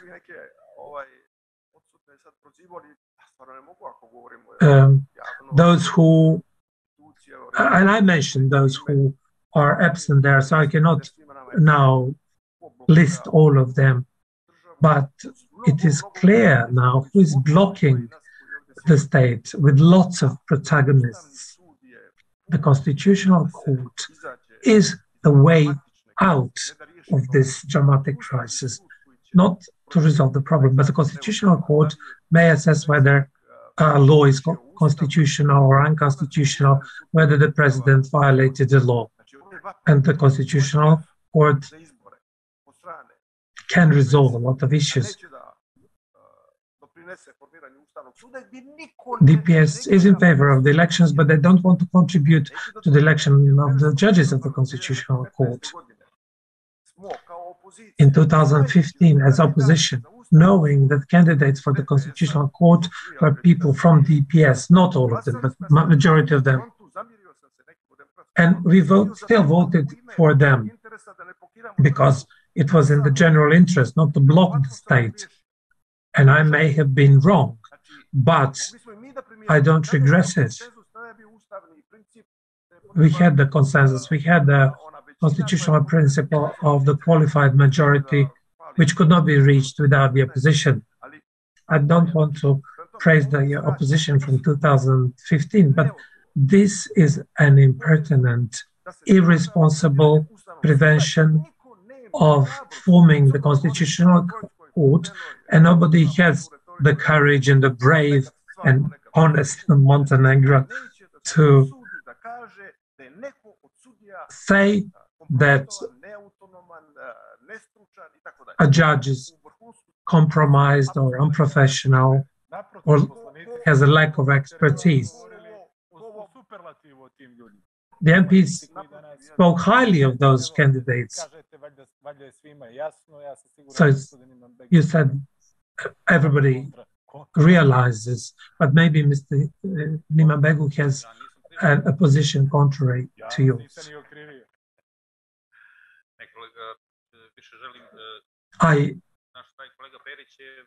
Our colleague Peric is right. We are creating a monster here, a system that will somehow ruin itself.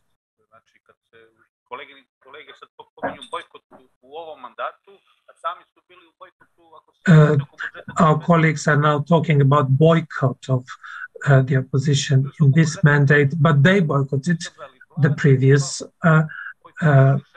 convocation of the parliament for 6 or 7 years because of the budget issues. We also had a boycott in 2016.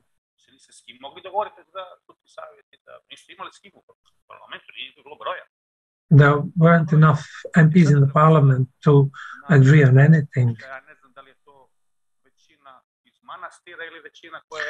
Now, do we have the majority from the monastery or the majority composed out of the monastery? This is kind of a provocation, but the majority out of the monastery wanted in summer last year to impose their own solutions, and the other majority from the monastery also provide solutions from the Constitutional Court. So what's wrong?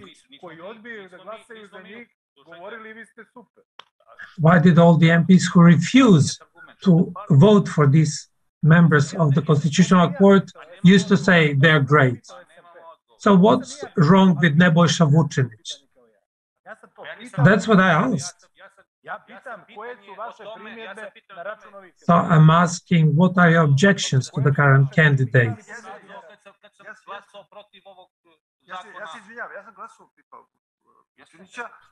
I voted for Nebojša Vučinić, but should we stick to that or shall we go further?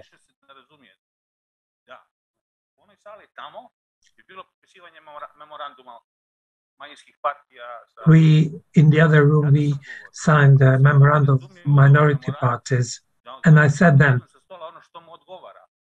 that if memorandum meant taking from the table only the things that are okay for you, then it's not good. You are talking about 4 candidates that you imposed. We need an agreement.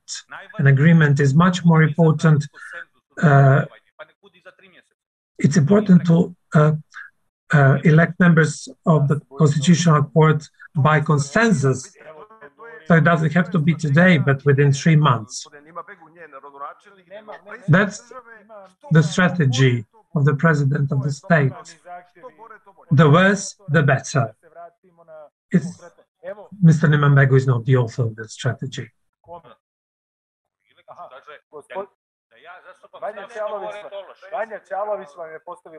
Vanja Čalović asked a question. We are not speaking here about the constitutional system, constitutional court and blocking the system. That's not the topic of the conference.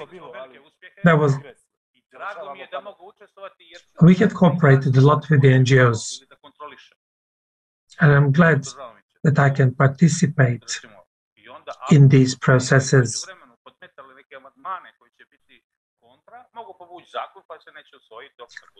We can play the game of initiating amendments or withdrawing documents and whatever, but that will not provide results. That's it for this panel. Thank you for the participation. Thank you for your patience.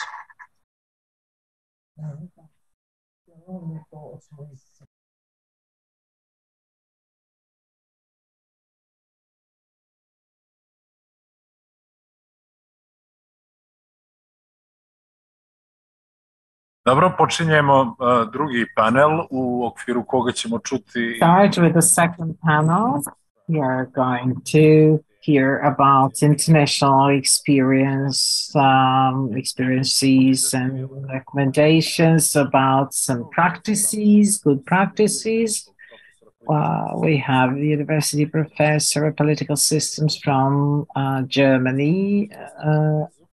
For political systems, Germany and EU. Michael Kors, hello, good to have you with us. It would be good to, as we see that we are to control how to control solutions. Sorry for the speakers, maybe the moderator mentioned the names, but we didn't hear. Yeah. So how to go about them when we have solutions in place?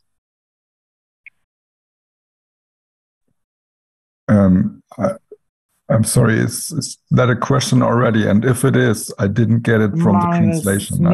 Nisam dobio.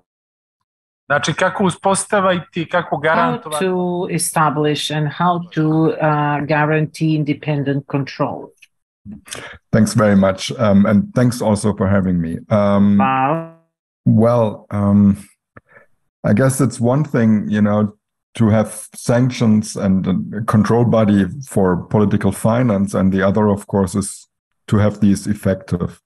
And I guess you need to find the deal with a trade-off, because everyone is talking about independent control, but how independent can it really be? And that is the question, because if you have a control body for the exercise or supervision over party funding or political finance, and this body is really like independent also of political life, then experiences from foreign countries tell you that these people will either not really be able to understand, the problems and potential ways to deviate from the rules, and so they cannot really provide hands-on control. But if they're too close to politics, to real politics, so to speak, then of course the danger exists that these people, are following the illicit practices more than overseeing them. So there needs to be, you need to find the middle ground.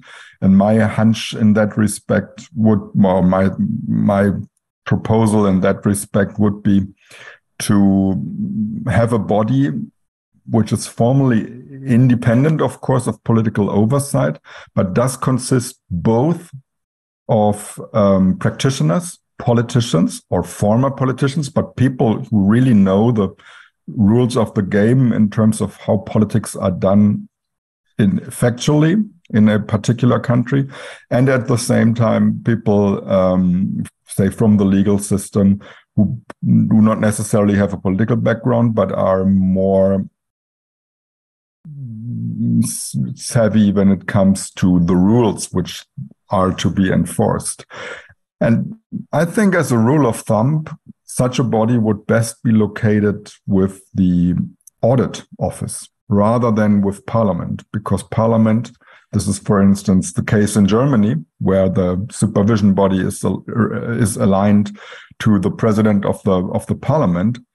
And my opinion is that this body is, per definition, so to speak, not really independent. That's why I would argue for the audit office. Thank you.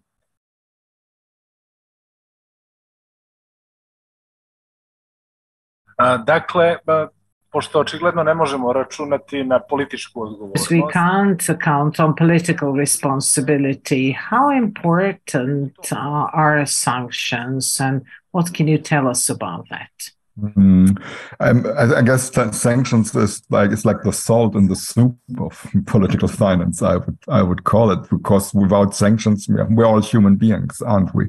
Without sanctions, no one can seriously be supposed to obey rules, not to talk of norms, informal norms, in the medium run. So there need to be sanctions, and I guess these sanctions need to be linked both to the particular breaches, so they should be proportional, to the degree to which one broke rules. For instance, if you, I like that about, for instance, the German system, where there are fees, financial fees, parties need to pay in case of wrongdoings, and these fees are related to the amount parties, did not declare, kept or spent for purposes different than declared in the financial statements, and so on and so forth. So, and ideally you have a... sad ovdje, izvinite što vas prekidam, ali... Sorry to interrupt. Here we have some paradoxical solutions that one party can, for example, draw 2-3 millions from abroad, and then they pay a fine of 20,000. How can this sanction and sanction policy be trivializing the whole story? Yeah, I just took a look at the rules in Montenegro, and this is something which occurred to me. That's why I said the sanctions you pay, the fines you pay, need to be related to the money you dealt with illegally. And of course, it needs to be more than the money you kept on the side, so to speak. So if you tell me that several millions are received from abroad, then I would say these several millions times 3, just to make a proposal, right?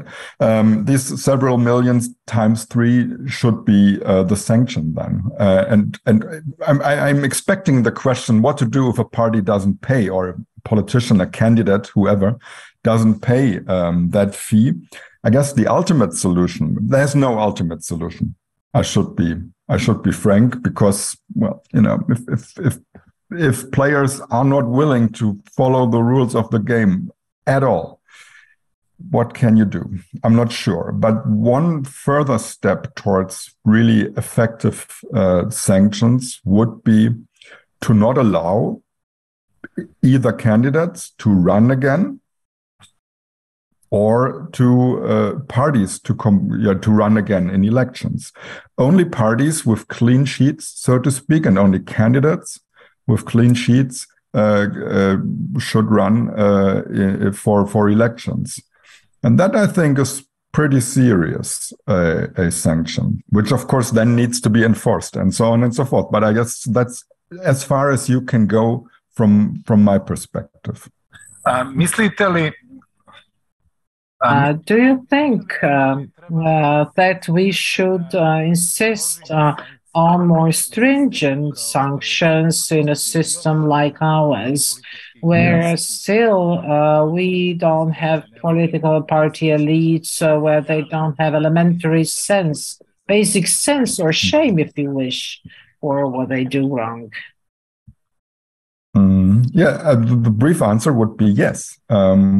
Because it's one thing to talk about the importance of transparency for democratic legitimacy, but the other, of course, is to ensure that at least a certain amount, limited, minimal amount of transparency is indeed established. And in doing so, I guess at least grave breaches of the rules of party funding count for me as indicators that there is no such thing as transparency. And, well, this is why I would argue for severe sanctions in case of severe wrongdoings, right? Not across the board. If you just take 1,000 euros, what do I know?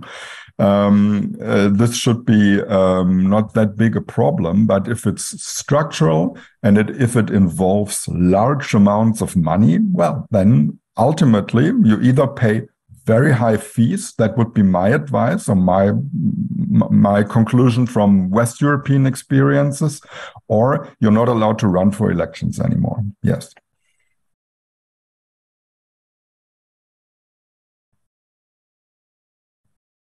Hvala na učešću u ovom panelu, gospodine Kos. Čuli smo, dakle, iskustva. We have had one experience. The next panelist is Dr. Nelson Ruiz, head of the Political Economy Research Division of the Government Department at the University of Essex. Have we established the link? Can you hear us? Yeah, I'm good. I can hear you. Hi from the UK. So I brought a small presentation with I'm an empirical research scientist, so I just want to show you the evidence that I found regarding money in politics, and I'm happy to take questions after. So if it's all right, I'm just gonna go ahead and share my screen. Can you see it? Možemo sve u redu.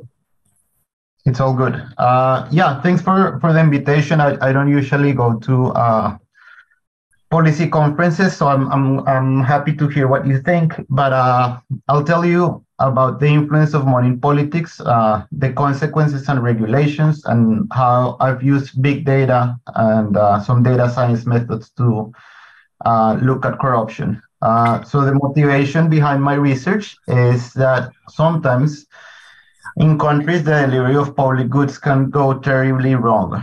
So here, this is an example of a bridge that fell. It's suspicious because there was a road just going around the corner, but it's also suspicious because for hundreds of years as humanity, we know how to build bridges. So why do we have these bad outcomes? So the problem is beyond technical or income, because this is in Colombia. They had the money to pay for this bridge, this horrible thing that fell. The problem was politics. And politics in the sense that politicians were benefiting particular interests. Turns out that the contractor behind this bridge had received money in campaigns, and they gave the contract to someone without experience.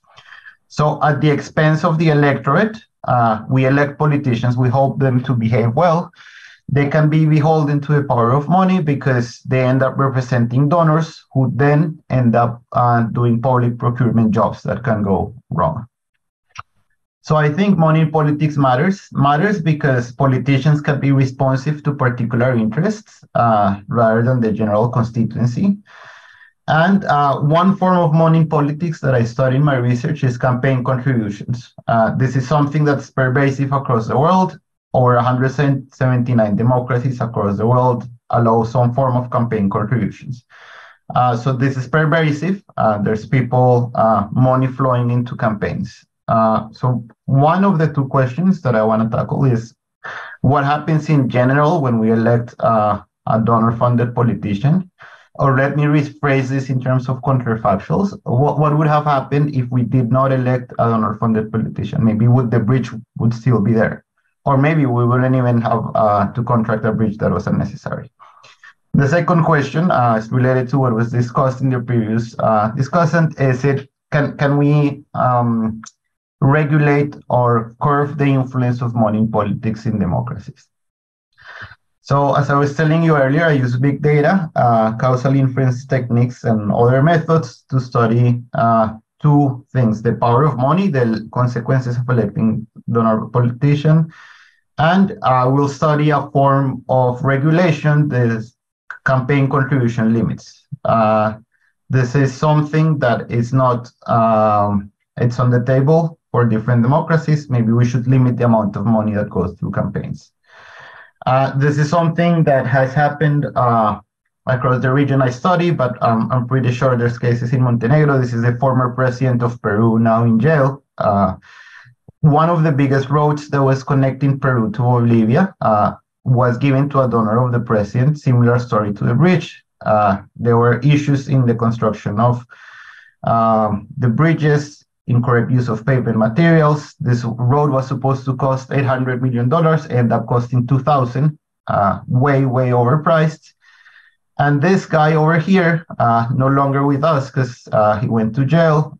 He got $20 million in his campaign. That sounds a lot of money, but this company ended up getting a contract 100 times the size of the political campaign contribution. So this can be an issue.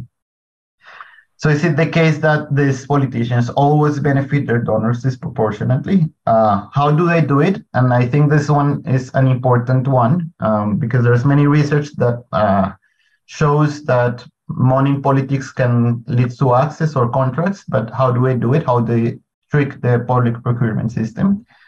And ultimately, we care about this because we want to know if this is costly for society or not. Again, we elect politicians, we expect they're going to behave well, yet they could be representing the narrow interest of certain groups of people. So this could be costly in terms of misallocation of resources, but sometimes politicians need to hire people, and sometimes it's better to hire someone you know from before. And donors, on the other hand, could be picking the best candidate who picks the most effective contractor. So on the other hand, there's a separate hypothesis that maybe we need money in politics to help select the correct politicians with more experience, and then the politicians are hiring actually people that are competent. So it's not necessarily the case that it's always costly. That's why it's important to look at data. So I'm gonna also check how these benefits are giving to these donors.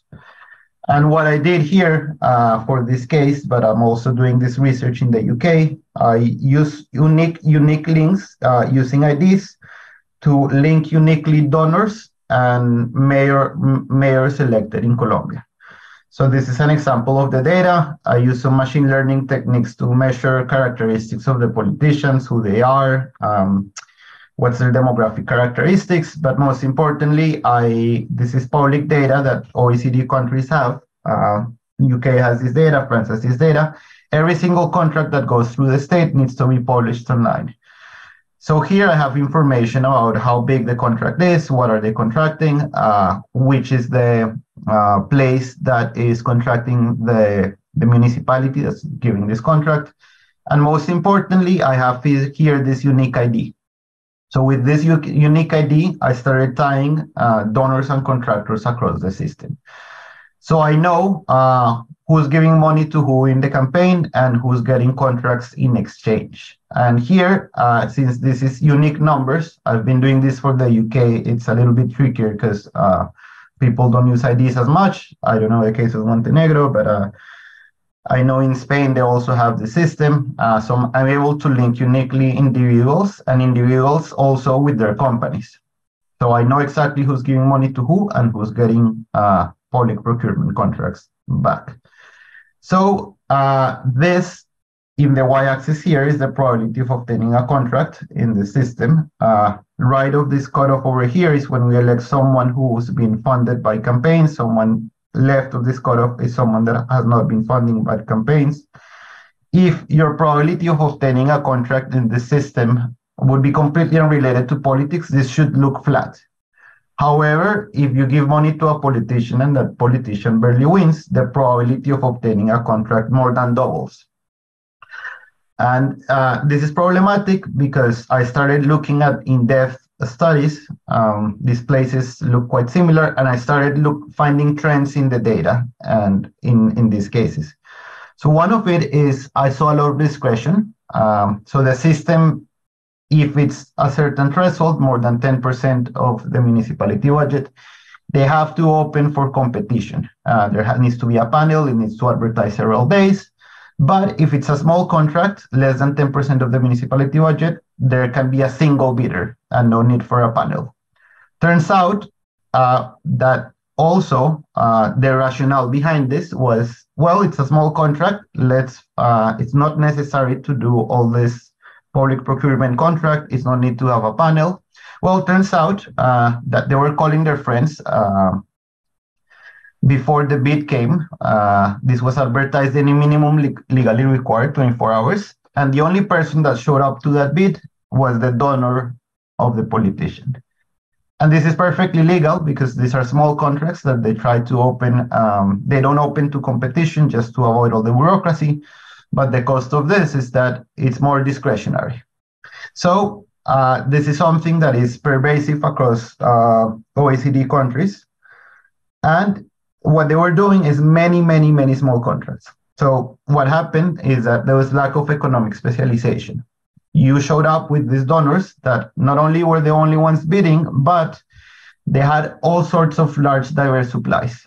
Uniforms for the school, computers for the school, alcohol for the parties, food. So they completely forgot the existence of Adam Smith and they started contracting all sorts of things. And this led to overpricing of contracts. And this is something that I detected with systematic patterns in the data because these are not large infrastructure contracts. In a way, we observe what actually went very wrong, but this is something that goes undetected and it's actually quite a lot of money. So I found a case of someone who were getting 86 contracts with a municipality after a donation. And one of them contracts were a little bit problematic. They were overpricing school lunches for children. So that had direct impact of educational outcomes to benefit their friends. So this had press coverage in Bloomberg a couple of years ago.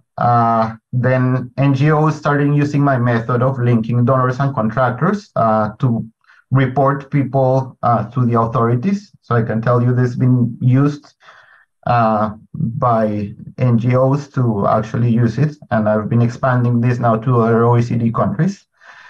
But the follow-up question, I don't have too many minutes left, but what I started thinking after doing this paper is, well, we have these contractors who contract all sorts of things. They get access to money in politics. Can we do something about it? Can we curb the influence of money in politics? And there's something that's very common among the different tools that policymakers can use is the use of limits. So can we limit the amount of private funding in campaigns? And over 40% of the countries have some form of limit of how much money goes in. But are they effective? Until I made this paper, we didn't have any evidence about this. And what I used here is a regulation that, depending on the number of registered voters, there's a jump in the rule of how much money you can give. So here, let me just show you distribution. Here at 25,000 registered voters in this blue area, they can raise twice the money in politics. So here on the right side, they can raise up to 100 million pesos. That's around $20,000. And here to the left, they can raise $10,000. So what I use to try to study this among comparable, I pick up municipalities that are very close to this rule, except the fact that they have, they look quite similar. So municipalities with 26,000 registered voters or 24,000, except the rule.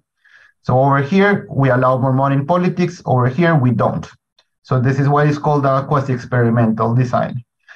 And here, using my data, what I found is when you allow low contribution limits, the top donors of the winner campaign only give to 10%. When you allow more money into politics, the two top donors give 21% of the campaign. So this mayor in this world over here ends up being in the pockets of those two top donors. And these top donors end up getting more contracts for them because they had more influence. And because they had more influence, they end up having with contracts with less oversight and worse performance. So they took more time to execute and had cost overruns over here. Why? Because we allow more money into the system. Richer people were able to, in a way, capture the winner mayor who gave 20% of the campaign. And then these contractors over here end up performing worse in terms of time to execute and having cost overruns. So campaign limits can have an influence on the quality of public procurement because I was able to trace what happened in both systems. Just to wrap up, so what are the effects of money in politics from my research? So money in campaigns, there's other forms of money in politics such as lobbying, they can affect accountability and the quality of representational democracy because you end up with people that mayors or politicians, they use discretion from the public procurement system. It was well-intentioned, let's not create all this bureaucracy, but they started using a lot of small contracts to overcome the public procurement rules. And this led to over contracting over costs. So I did data collection procedures from online data, and I use text analysis and identification technique to study this, but I also studied the influence of money in politics, and I can tell you that lower campaign limits does decrease the influence of wealthy people in politics and might lead to better public procurement outcomes. And I use this using similar identification techniques of quasi-experimental techniques. I have more research of money in politics, but you're welcome to look at my website. Thanks a lot for listening to me, and I'm happy to hear for more questions. Zahvaljujem. Ima li nekih pitanja na kojima... Thank you. Are there any questions? Ako želi neko se uključi, evo prilike. Ima neko konkretno pitanje u vezi ove prezentacije? Evo imamo jedno pitanje, ja ću ga samo prenijeti. Dakle, kakva je sudbina donora? What is the destiny of donors in all these situations? The destiny as in Sorry, what do you mean by destiny? What happens with them? What is your experience? What are the consequences? So some of these donors who get contracts from another paper, what I observed is that people donate again in the following election, and they start donating to higher level offices. So what happens is that there's networks that are being formed across time, and they get strengthened. And the politician who gave a contract to that donor, when they run in the future, that donor is going to show up again to give a donation. So this is, in a way, a dynamic game where certain networks are being strengthened and certain groups keep winning because they keep giving contracts, who then, part of those contracts go to donations in the future. And this relates to a big question in the literature, which is, does it pay to invest as a campaign donor? And at least in the system, it seems to be the case, because they persist in the system and some of them become career donors. They start donating higher up and having even more influence. Upravo u tom smislu smo I mislili kakva im je sudbina. Dakle, yes, that's what we meant by destiny. They do survive. We wish to thank you for this useful presentation. Thanks once again. Thanks to you. The panelist was supposed to be Đurović Sorensen from Chicago, Illinois, from Northwestern Pittsburgh School of Law. So she couldn't make it. She's a bit sick right now. So we go on to Magnus Solman, Director of the Regional Europe Office and Senior Political Finance Advisor for the International Foundation for Electoral Systems. Can we hear each other? Are we fine with connection? Hi, thank you for being with us. Well, thank you for inviting me. Let me give you a couple of introductory notes before you start. Right. So I've really enjoyed hearing from the two previous panelists. There is one angle I want to add to this. So we're talking about different regulations, whether it be sanctions or donation limits and so on. The thing that we need to bear in mind is that the vast majority of party and campaign finance regulations around the world are ignored. Violations occur with often total impunity. So there's a key aspect of this at making sure that any regulations we have are implementation friendly, that they can be implemented. So for me, as a rule of thumb, working a lot with is this type of regulations, and the implementation is an advice to legislators, to civil society groups, to journalists. Do not introduce a political finance regulation or even propose a political finance regulation unless you have a reasonably good idea of how compliance with such regulations can be monitored and how violations can be sanctioned. So in practical terms, for each proposed reform, whether that's a draft law presented in Parliament or in a report by a civil society group, there should be an explanatory note following, this is the rule that we propose, and this is how that rule can be implemented in practice. That's the key point that we need to have with Izvinite ako vas prekidam. Sorry to interrupt you. I just wanted to ask you specifically, it would be good if you could clarify to us, what do you hint at? Could you give us some concrete example? For example, when you say that some solutions or models are user-friendly, the others are not. So could you please help us visualize that? Sure, thank you, absolutely. The starting point is, when you are thinking about we should have this rule, is put yourself in the shoes of the public institution that should sit down and actually implement these rules. I do completely agree with Dr. Koss, by the way. Having this mandate in Parliament, as we do have in Germany, probably not a good idea. Having it in an independent institution, an audit institution, anti-corruption body, electoral management body, is likely to work better. So some practical things. A number of countries ban campaign donations by companies that hold public contracts. And I think that's highly relevant to the presentation we just heard. Having donation limits can be of use, but in terms of reducing the influence of donations on the public procurement system, it may be more impactful to reduce or ban donations from those holding public contracts, and in reverse, banning those who make donations from receiving public contracts. The thing is, if you do that, the ones who are controlling this must be able to compare donation records with public procurement records, which is what we just saw in the presentation. There are many countries that have rules like this, but they haven't put that control in place. And in that case, you have a rule, but you can't control it. Another example, if you set a limit on campaign spending, which is common about half countries around the world, you must have a clear definition of what campaign spending is. And in a lot of countries, that's not clearly defined.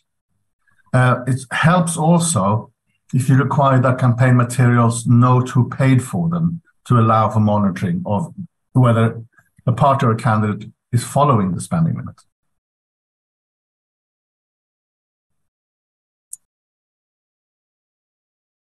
A koja je po vama vrsta javne ustanove? What is the best institution or the institution, public institution that is best positioned to do the oversight of political party financing?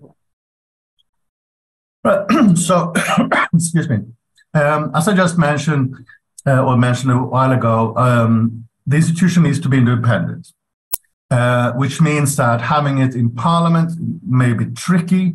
Having it in a ministry, which we have especially in a lot of former Francophone colonies, is problematic. That's not the system in France, by the way. That's a different story. But then, so you should have it in an independent institution. The most common being anti-corruption bodies, audit institutions, or election management bodies. The last being the most common globally.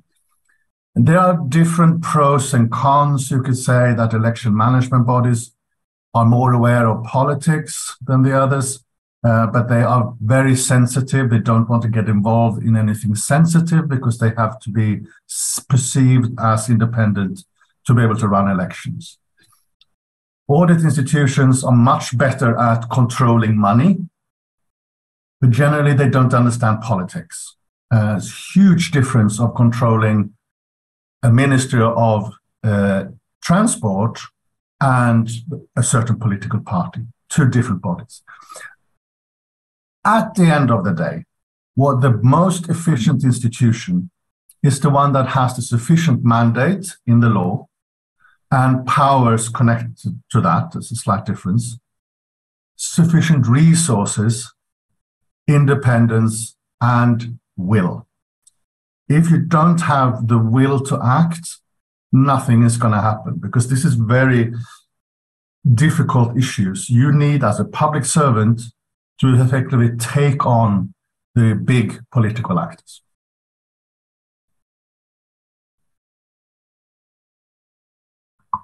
Zahvaljujem se, evo smo na današnji... Thank you. We have so far heard at the panels how political elites look at the issue and how willing they are to do something. Thank you very much. And let me introduce the next panelist, Ms. Khushbu Agrawal, expert at the International Institute for Democracy and Electoral System from Stockholm, Sweden. Hello, a pleasure to be here. Thank you very much. Thank you for being with us. So, to just pave the way, can you hear what are the chances and challenges that follow the link between digitalization and political finances or political funding? Thank you very much. I hope you can hear me well. Well, it is no secret anymore that the modes of campaigning have been evolving over the last decade, and political parties, candidates, and even third parties have been using different forms of digital campaigning methodologies. If we trace it back, the most prominent use of digital campaigning happened during the 2007-8 campaigning by President Obama in the US. But as we see 15 years down the line now, almost all countries across the globe are using some form of online campaigning. And of course, it brings a lot of opportunities, as you already asking me that question. In terms of opportunities, there are two aspects we can look at. The first aspect is campaigning online is much more affordable. So several candidates and political parties who are not as well resourced or don't have access to moneyed networks are actually able to reduce their cost of campaigning. And in fact, in India, a study showed that candidates who were less resourced were actually able to improve their profile by campaigning online. Similarly, if you look at donations perspective, it also allows for small donors to engage in politics and increase their political activism. Again, example of the US, Bernie Sanders was able to raise 210 million USD dollars just by crowdfunding. And most of that donation happened from small donors who made donations online. So online sphere can provide a lot of opportunities, but at the same time, because it's a still relatively new area, it is definitely bound by many challenges. As we have already heard from the speakers, the last three speakers, the current regulatory framework, it exists in almost all countries, some form of political finance regulations, but they're already not very suitable for the analog world. So if you now add the layer of digital campaigning, it becomes even more challenging. And some of the challenges that I can think of are, let's say, tracing the source of funding, for instance, because everything happens in the online world, digital sphere. Anybody can probably hire somebody to run a Facebook page or an Instagram page or something on Snapchat. And you would never know unless there is a really strong payment systems, online payment systems. It would be impossible to track who actually made the payment. Then there is also the issue of speed of innovation. So the online world is constantly changing. There are new methodologies or new ways political parties can raise and spend money, cryptocurrency, for example. But at the same time, our legislative procedures are very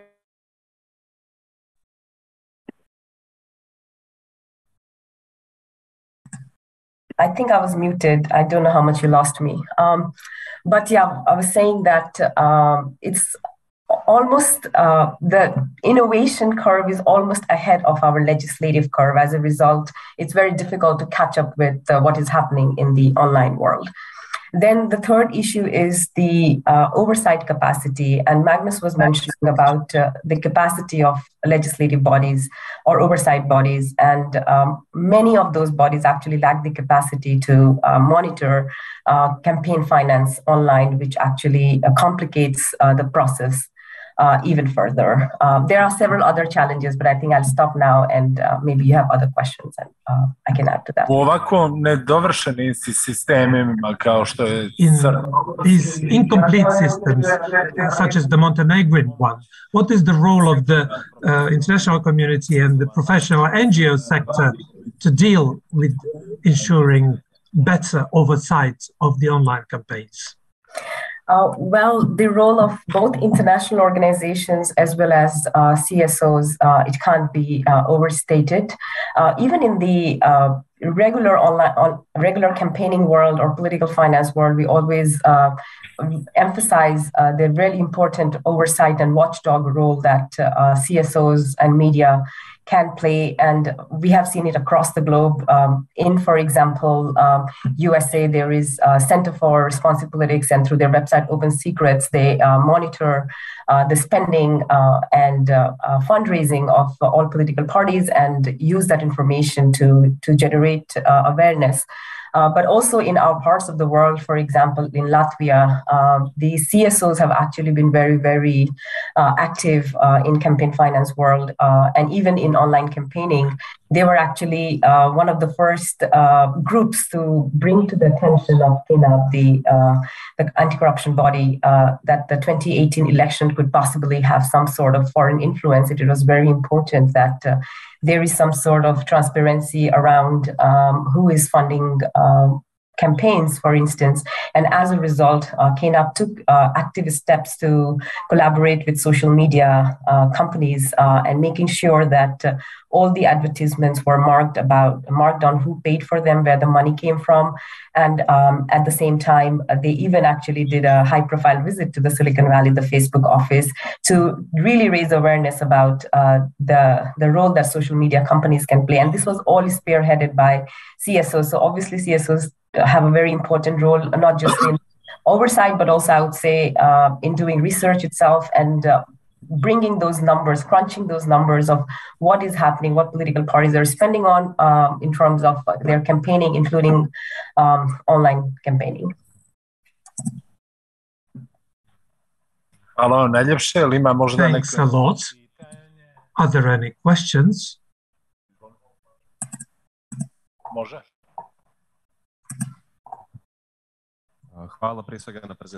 Thank you for the presentation.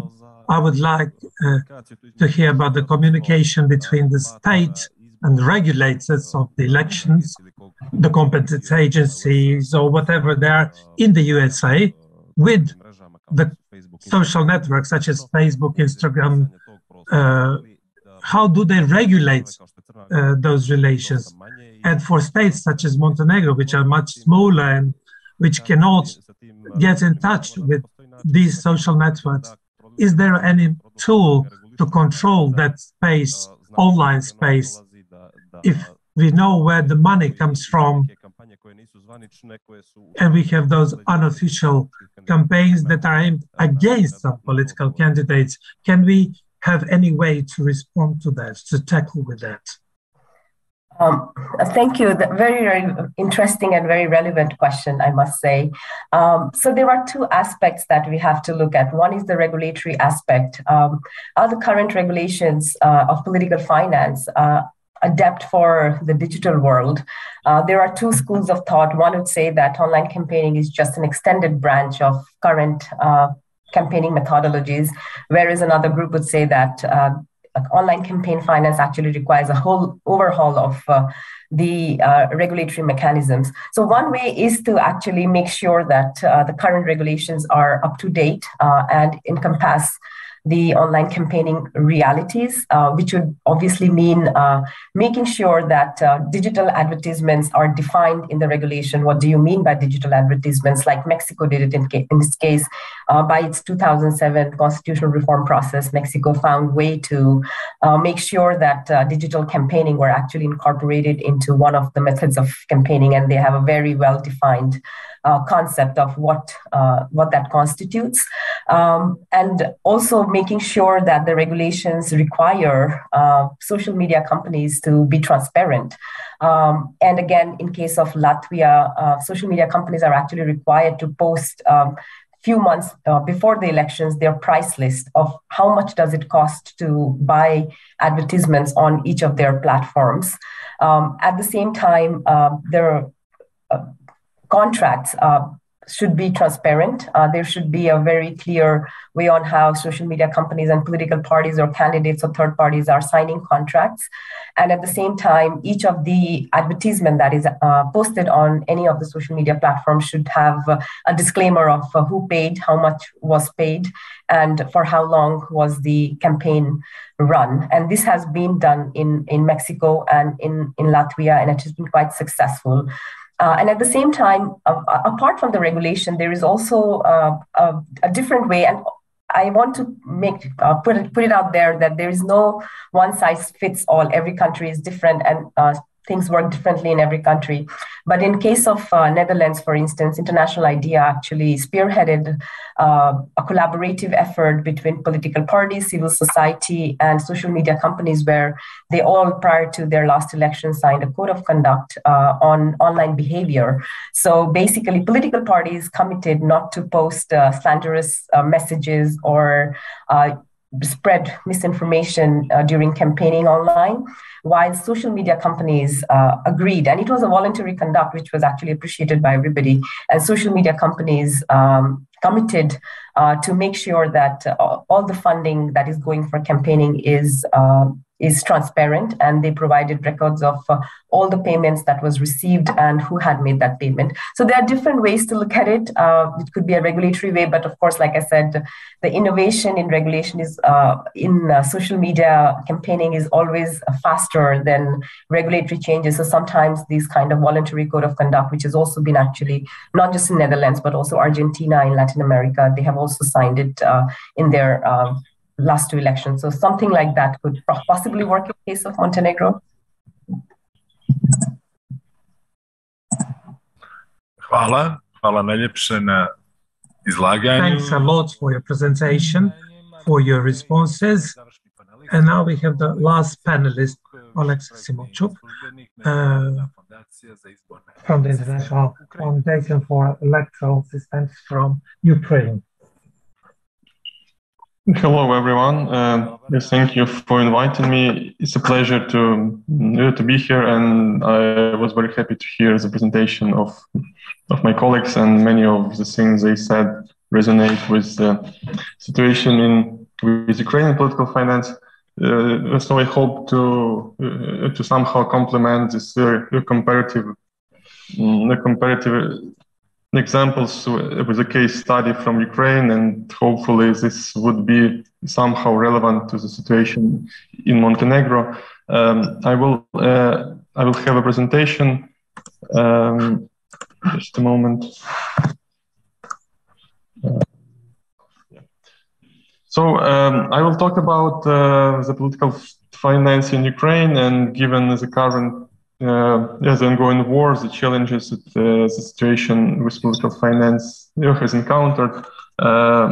So I will touch upon four main topics. The first will be the situation with the political finance in Ukraine before the war. Then I will talk briefly about the changes brought by the war and how the war affected this sphere. Then I would speculate a bit how the situation could look like after the war, and then I will draw some conclusions that it can be applied for other countries as well.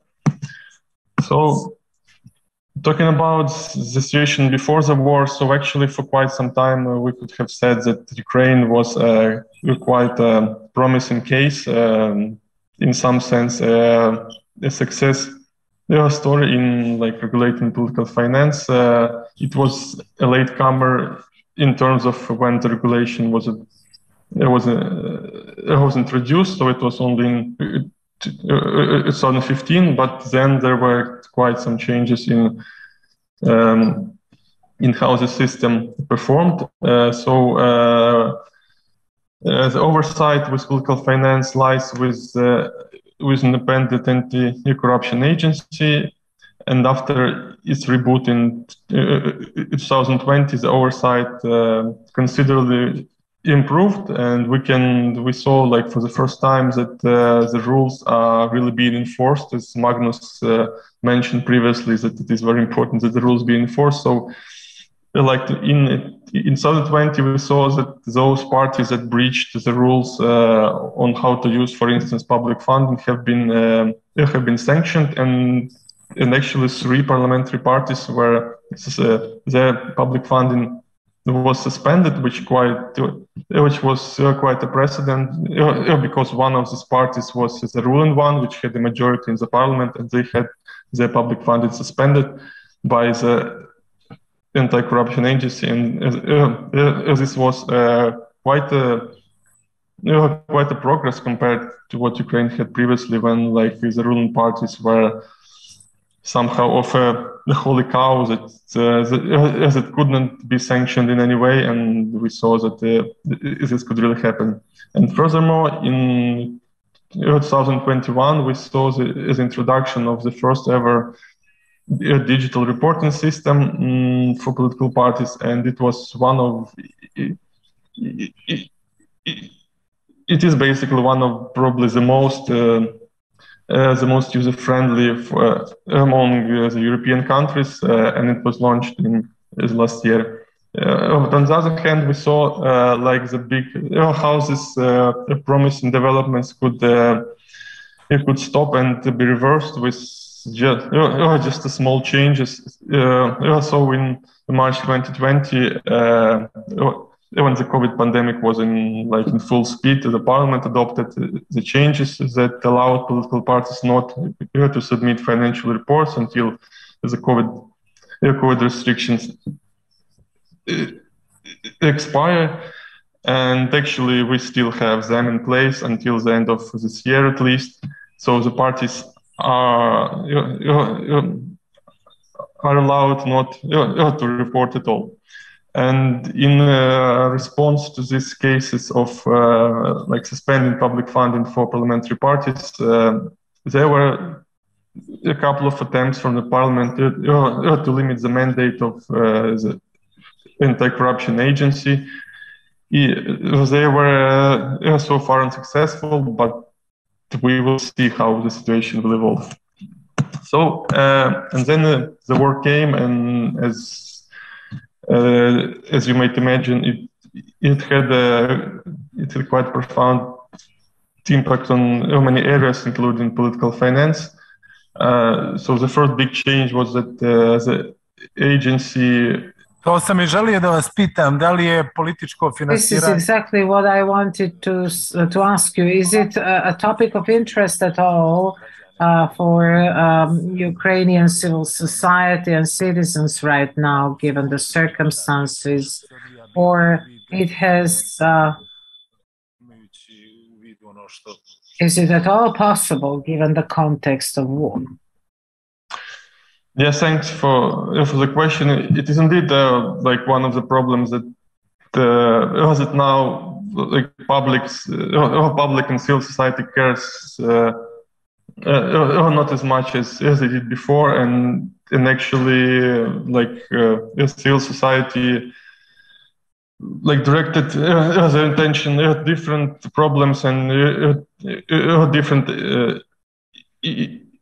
issues, and this reform was like is not on the agenda right now, and this is one of the problems why like these steps to reverse the gains of the reform are so easily implemented. So an ECP, the agency that reviews the reports, was actually barred from reviewing the reports during the war, and parties were given like second exemption from submitting the financial reports, as the register as it received party finance was closed, and the reports were removed from the website. So actually we have like quite a void of the reform because of the war, but actually it is these steps are I mean, could be explained more by the willingness of the ruling party and as a parliament as a whole to decrease the overall transparency in this area, and to limit like to basically to destroy like public oversight with political finance. So it is a big problem, and it is really the case that the war was used as a pretext to close down on some of the achievements that were done previously. So when I think about what the situation might look like in the future,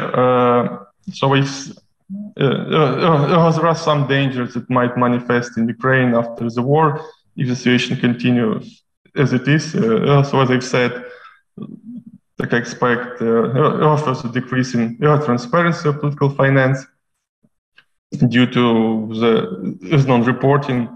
The problem with the state oversight is that it is still paralyzed, and nobody knows when the agency will be able to resume the review of party reports. The public attention to the political finance reform is at the lowest point because of the objective reasons. And like the final point is that we see already some examples of increasing abuse of state resources, and I suspect that this might increase following the war, given that the ruling party and like the politicians that are in power are gaining popularity during the war and concentrating power, and then they can use it for their benefit and against the law, but according to the political interests. And so to conclude, I draw some implications for other countries. Probably they could be of some relevance to Montenegro as well. So many of my colleagues talked about like the importance of enforcement and of sanctions, and I agree completely with that. I just would like to add that transparency is still a backbone of an effective political finance regime, and that without transparency you wouldn't know how to apply sanctions, you wouldn't know who committed violations. And now we are in a situation that we have quite a strong political finance regime, we have quite strong regulations, we have an oversight in place, we have sanctions in place, but actually nobody knows anything. Like nobody knows how parties are being financed, how they spend their money, and nobody can do anything, even with this quite strong sanctions and instruments for enforcement. And so political parties will do anything to get rid of this transparency, because it is very sensitive to them, and they will use different pretexts to decrease it. Talking about other implication is that in Ukraine we saw how like applying sanctions and enforcing rule could also backfire, as in case of suspending public funding of political parties, which resulted in the same political parties like uniting between themselves and trying to limit the mandate of the oversight institution. So my conclusion is that the oversight institution should not only pay attention to sanctioning and to enforcing rules, but also engaging with parties and trying to prevent the violations before applying sanctions. And that could, in the long run, that could have more effective outcomes than just blunt application of sanctions when they see the violations. Probably not surprisingly, the war and any kind of armed conflicts could have long-lasting negative implications on democratic reforms, on democratic accountability, and this is what we see now in Ukraine, and not only in the area of political finance, but also in many other areas where many registers are being shut down, transparency are being decreased, and public knows less and less about like politics and really what's going on, because those in power say that during the war we cannot share this information, it is sensitive and so on and so forth, but in fact they actually use this situation to close down many of the information that was available before. And finally, I think that public should be a stakeholder in this process, because when we see that public has no interest in political finance or in some other reforms, it is very easy for politicians to reverse some of the gains that have been made. They see that public basically doesn't care about whether we have strong political finance regulation or not, and they use it to just reverse some of the gains, to close, to decrease transparency, to paralyze oversight, and in that case, the situation becomes very Koliko god bile sumorne ove vaše post-ratne predikcije. No matter how dismal those post-war projections are, the only thing we could wish for is that the war comes to an end sooner rather than later. Other questions? There is. Thank you for your presentation. My question is, given that the civil society organizations are key to players in improving the transparency and fight against corruption and fight against embezzlement or misuse of funds, does civil sector in Ukraine feel, so did the incumbency in Ukraine retaliate against them, meaning that they were deprived of some of the tasks or privileges or whatever? Did you see any effect to that? Thank you for your question. So actually, we had such experience previously, actually before 2014, when civil society organizations were targeted by the ruling, by those in power, like for as a kind of retaliation for what they do for the watchdog activities.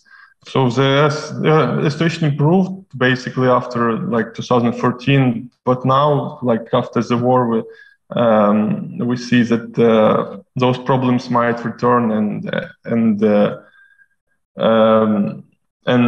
we should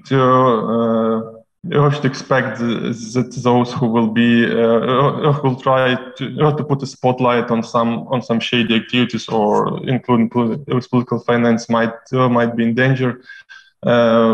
So we will see. My answer is that before the war, the situation was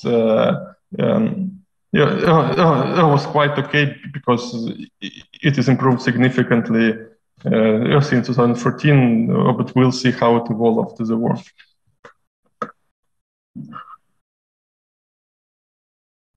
Hvala najljepše. Dakle, sa ovim zaključujemo i drugi panel. Thank you. With this, we conclude the second panel. Now we have a short break, and the next one will be moderated by my colleague Aleksandra Undreša. Thank you.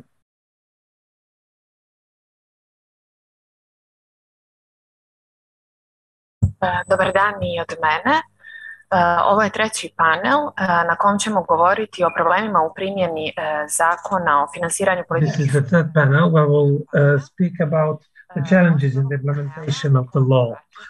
The guests are Nikola Kovačević on behalf of the Senate of the State Audit Institution, Zoran Gavrilović, Executive Director of the Bureau for Social Research, Milica Kovačević from the Center for Democratic Transition, Marko Sosić on behalf of the Institute Alternative, and Dejan Milovac on behalf of MAS.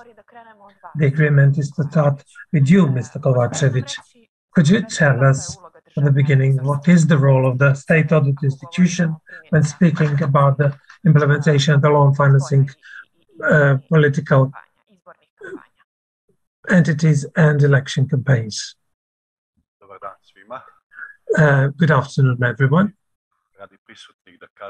For those present here, I want to say that the State Audit Institution is a relatively young institution established in 2004, and its role is to monitor, to do the oversight of the expenditures of public funds and report the public about that expenditure of all the funds that belong to all of us. As for the audit of political entities and electoral campaigns, started in 2012 on the initiative of Greco and a part of the NGOs in Montenegro. We started with the audit of financial reports and expenditures for election campaigns. In 2016, the legislator decided to distinguish between control and oversight. So in 2016, we established the Anti-Corruption Agency, and they deal with the oversight of election campaigns, and the State Audit Institution does the audit of consolidated financial reports of political entities.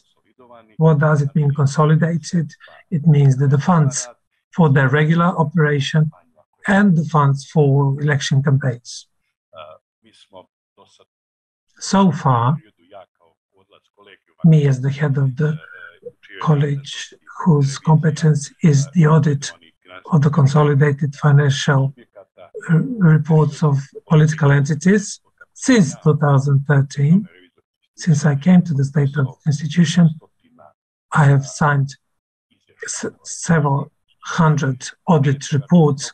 Before that, we had a lot more while we were doing the audit of election campaigns, but with the amendments to the law from 2019, which entered into force in January 2020, we do the audit of consolidated financial reports of political entities based on the risks of audit and the methodological instructions of financial audit.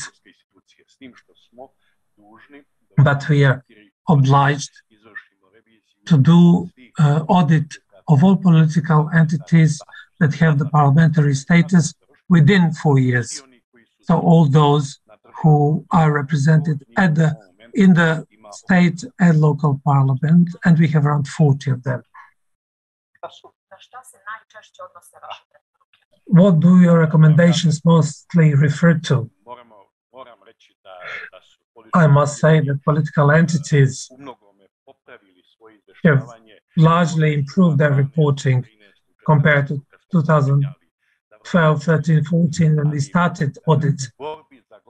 But in fighting for votes in the election years, political entities do not choose a means of gaining more votes, and most irregularities refer to the situations which they spent a lot more funds than they collected for the election campaigns. They cover the cost of election campaigns from their regular accounts, which is forbidden. They have to have a separate account for election campaigns, and from that account, they make all the payments. We had a political entity in the elections in 2020. They collected about 500,000 euro for the election campaign, and they spent $1.5 million. And the State Audit Institution claims that you can spend only as much as you collected in the election campaign. And that was confirmed by the experts from the Council of Europe 4 or 5 years ago, because there were some disagreements between the State Audit Institution and the Anti-Corruption Agency, and the expert confirmed that a political entity can just get the amounts that they collected for the elections. And that is not the case. Unfortunately, it's not. Very often it happens that some political entities, for 3 years in a row, get a negative opinion from the State Audit Institution, and everything ends with that. The campaign starts in the media for 2 days. Sporadically, they advertise. In the media, there are statements of NGOs about the political entities' activities. But what happens? The state does not react. And I expected that the voters would punish them for not spending their funds in a transparent manner and for violating the law. And we thought the voters would voters would punish them, but doesn't happen. When you say the state doesn't react, what do you mean? I think that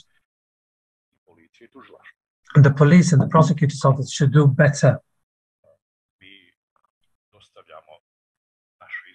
We submit our reports, especially with negative opinions, to the prosecutor's office, and who should help us in controlling political entities, and they reject to do so, is the parliament or the parliamentary committee. We expected, and we asked the parliamentary committee to introduce the controlled hearing for those political entities that got the negative opinion,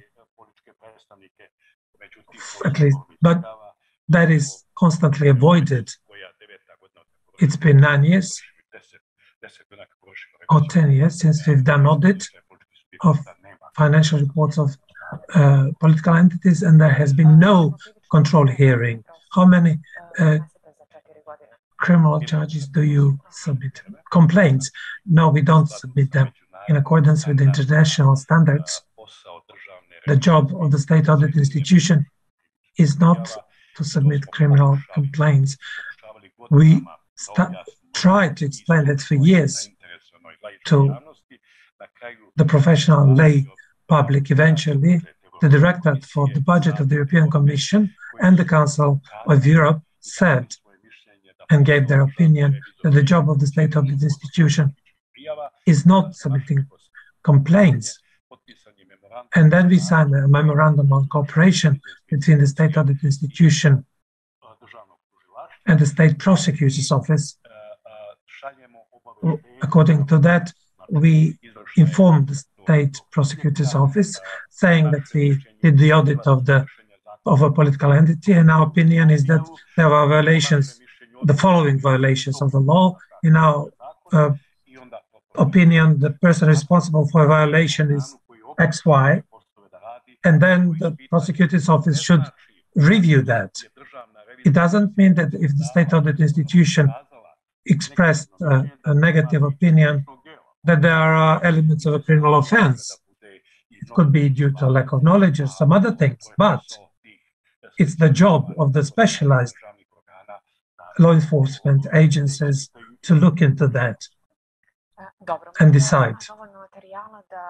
Perhaps there is enough room to hear from you the comment on the role of the state audit institution today. Milica Kovačević. Hvala. Naravno, bitno je da, drago mi je da je državna revizorska institucija. I'm glad that state audit institution has played its role, but it is only a part of what it takes, because audit comes after things are over. After the elections are over, and so they don't stop the things from happening, and do not preempt and prevent problems in relation to that, and that is why their reports are very important. They are after political party financing report, the second most important ones, and I think that's what makes them important. However, the situation we are in right now, it would be much more to see important to see proactive role of some other institutions who do not have to wait for the final balances to be presented before they do something, so that the anti-corruption agency, instead of administrative approach, could foster more practical and preventive approach. And I have in mind all these bodies that need to and have to investigate the cases. We haven't seen any political party being investigated so far, and As for the communication of and how they do it in the state audit institution, they do things better than they did before. What is important is that that is important that when something that you have to do something while you still have in the heat of the day.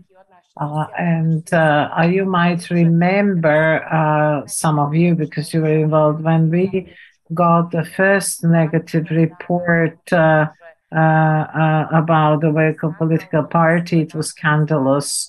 At least around those days, that was news in very many media. There were condemnations from all over. What did we do 3 years after that to do something? So today it wouldn't even make the news. So I often read the comments to that, and you know what citizens say? They say all parties are doing that, so I find it fine. So the fact that our state bodies are inactive led us to a situation or to think that these conclusions are not relevant at all and that we shouldn't be bothered about that. They and Marco are here and they will talk about anti-corruption aspect of public finance. I want to say that this question is a very basic question, as it is about level playing field. No matter how good your idea is, you can't do much unless you have money for that. So this is the issue that we should discuss or reply to say whether there is that are all the runners in the process given the same conditions to do so. We can't tell and we can't claim based on the available information. We can't say who is funding them and how they do it. Do you trust those reports? No. There were lots of research that showed that they were incorrect, untrue. They most often claim they are getting funding only from the budget and from donations. And we are one of very few countries in the world where businesses are not interested in having an impact on or influence over political parties. But then below the scratch, you find somewhat different thing. We see the phenomenon where you spend more than you earn. And we have shown that different segments of political campaigning, they spend much more money than they are given. The same as 2016, 2019, 30, sorry, 20. And so this is important to know that after so many years, we have the surveys which says that regular businesses are funding it, but doing that in an irregular and disguised way. And the other thing that is particularly important and that is very much relevant is that we have a problem where political parties are funded by criminal circles, and they use illicit money. And the other story is the misuse of public resources in favor of and for the purpose of political or electoral campaigns. So we see our money being abused in order to get advantage or edge in the elections. So we see it on the rise, particularly last 2 years, because all participants in the political life, in political sphere, who exercise some power have engaged in this process. We used to have the analyses. We used to have the statistics of those visits last couple of years. And these reports were very interesting for everyone. But now, given the situation where everyone abuses and misuses the state property, the funds, and everything for their private ends, this is. You look at the report where there are no costs attached to public rallies, and thinking just along the practical lines that it is impossible, and that someone else actually covered for that and they didn't report it. And there is a situation where the fairness of elections are brought to question, because not all participants in the process start from the same plane. We should have Zoran Gavrilović with us. He's program director, executive director, Bureau for Social Research. So we plan to have you as the second speaker, but I looked at Milica first and then gave her the floor. Sorry for that. So we're talking about the problem in the implementation of the law. How do you see that situation, and where do you see room for improvement of those solutions? At the beginning, I wish to thank Mans for initiating this important topic and invited us to help as much as we can. The dimension that you discuss has a double two aspects: functioning of the campaign and presence in the media. Well, if you take into account Serbia, Bosnia and Herzegovina as neighboring states who have their own interest in Montenegro, and if they have the possibility through TVs, cable TVs or national frequency TVs registered in these states, they can also have an influence on the election process in your country. And that's why the initiative that the MANS launched through this project is important. It has opened the room to which extent the media from the neighboring states can contribute to the spilling over of election campaigns. We carried out monitoring during the last local elections in Montenegro on the 23rd of October. What our monitoring showed is that we didn't have a lot of that, but a later legal analysis shows that there are resources and mechanisms that are sometimes not used, and on the other hand, there are solutions that need to be improved. Actually, when we speak about cross-border spilling over of activities, I mean you have the media registered in the neighboring states that allow actors from Montenegro who participate in the programs of these media to present their activities either as members of their party lists or candidates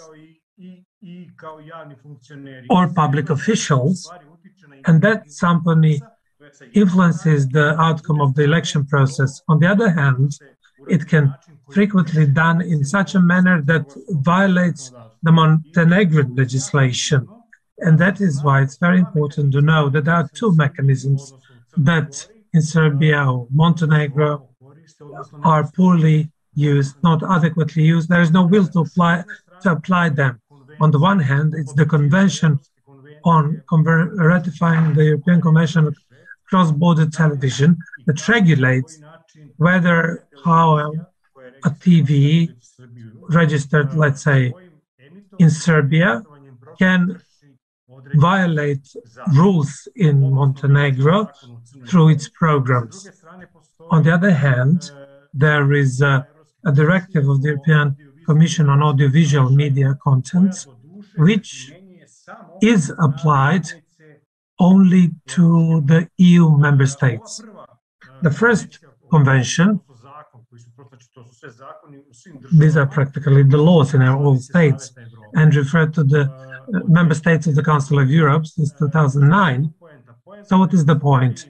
The point is that you have a mechanism or a tool that if a TV from a neighboring state, in this case Serbia, broadcasts some contents in the election campaigns and violates in such a way the media legislation in Montenegro, directly or indirectly, be it election law or the law on electronic media, you can actually sanction the television who does that in Montenegro. But there isn't such a practice. The big problem is in convention itself. When it was drafted, it didn't recognize the elections spilling over. In Article 7, it listed that it is necessary through the convention or through the reporting or monitoring. The objectivity of the reporting is monitored. So it's up to us as organizations in civil society to create a proposal and improve our domestic legislation. So this election dimension that is not recognized in the convention, at least it's not visible, to make it more visible through our legislation. There is a need for that. Our monitoring in Serbia shows that there are topics or actors that are from Bosnia and Herzegovina or from Montenegro who are exposed to that. It is one of the factors. It seems that the last elections in Montenegro, local elections, and the elections in Bosnia and Herzegovina, when it comes to the media, in Serbia, were not very visible. I can provide some political factors why it was the case, but there is an interesting finding from our monitoring. When the local elections in Montenegro were ended, the presence of the actors from Montenegro increased in the Serbian media. For example, the political party Europe Now was praised in the newspapers in Serbia. It was not a part of our analysis, but this is just an example. They were presented in the daily Novosti, which is anti-European oriented. So, for the beginning, I want to say that there is a problem, there is a challenge. We have instruments. The instruments are not well developed because I did the analysis with my colleagues. Article 6 on the law on electronic media in Montenegro should be amended. The colleagues from Montenegro can give their opinion about that. That article regulates the process of reporting. You have the Convention on Cross-Border TV, which refers to the member states of the Council of Europe. On the other hand, there's the EU Directive on Audiovisual Media Contents. It refers only to the EU member states. The law in Montenegro insists on the EU Directive on the Audiovisual Media Contents. But since Montenegro is still not a member, although I wanted to become, I think that law is not fully applicable. If Montenegro wants to efficiently protect its media space against unlawful and unethical influences, I think that this article of the law should be amended in terms of using the provisions of the conventions on the cross-border television, that's the European Convention of the Council of Europe. That's one of our findings. I think the regulatory bodies should cooperate more. You have an analysis done by the International Republican Institute did in case of Orban, who uses his national minorities to spread his influence in the neighboring states. Mans opened a lot of issues with this conference, and the topic of the conference, compared to my colleague who dealt with this topic. I've dealt with this less. To me, the project that we are doing with Mans has opened a new dimension for me, because we are all closed in their own trenches, and we need cooperation. And I hope that the regulatory bodies, no matter what they're like, will understand that. And without interstate, interregulatory cooperation in the area of the member states that are not, of the countries that are not EU member states, and the territory of former Yugoslavia, we cannot improve the integrity of the election process. Thank you for this introductory presentation. If you could simplify things, Mr. Gavrilović spoke about some sort of parallel election campaigns in neighboring states. We have all witnessed that. We could see the candidates for the councillors in Serbian television several times a week. What else is there that the Institute Alternativa identifies as election campaigns? Hi, salute from my side. Let us go back to what we spoke about earlier, about the role of the state audit institution. Maybe it's not so popular thinking. I think that they don't have a place or a position in this process at all. We know that there is a law that prescribes that state audit institution should do and waste time, so to say.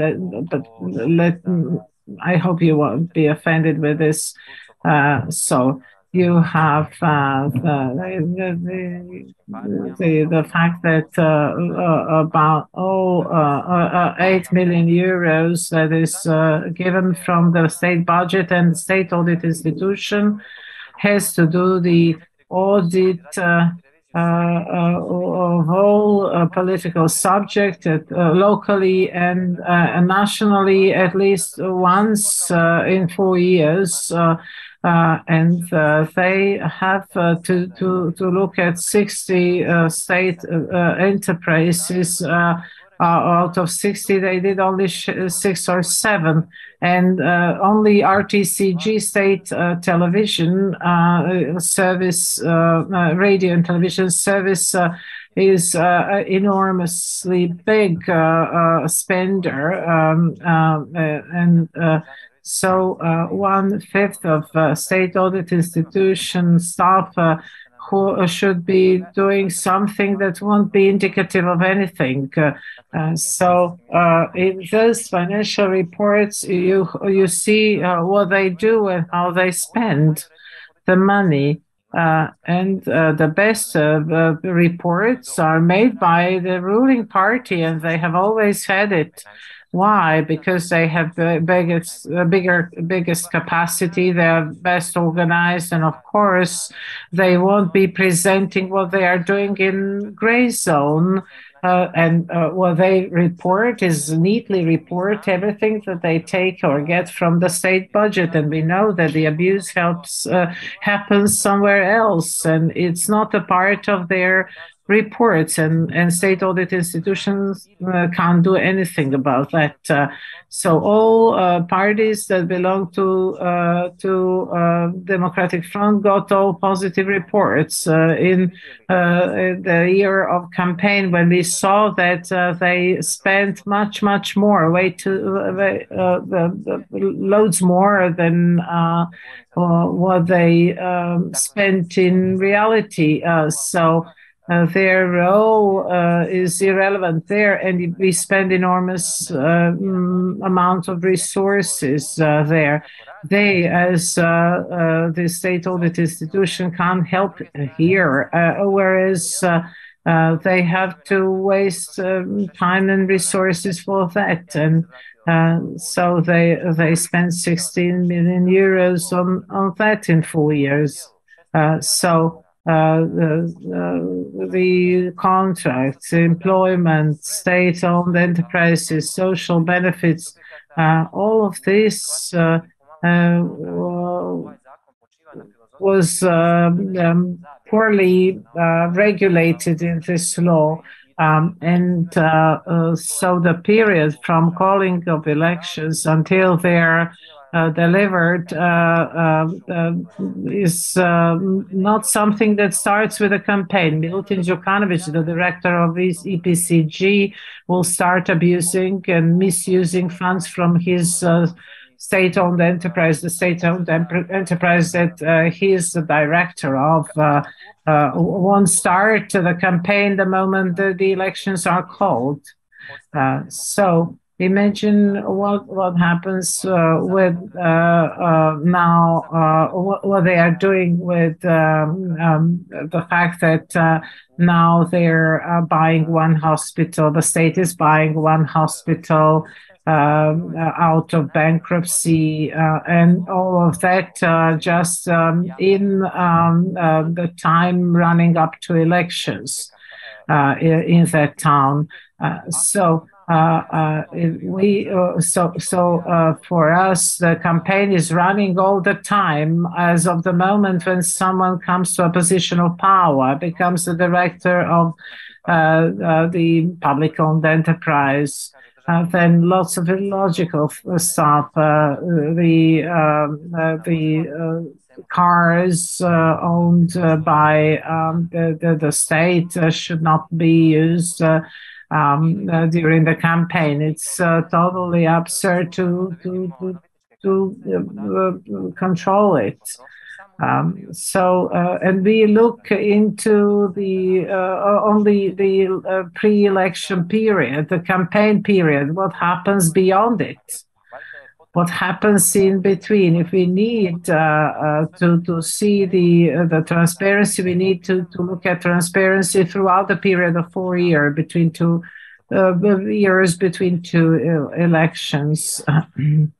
So what we have to do is to stop some activities during the period, pre-election period, and if we stop some activities at that time, if we freeze those activities, then what happens?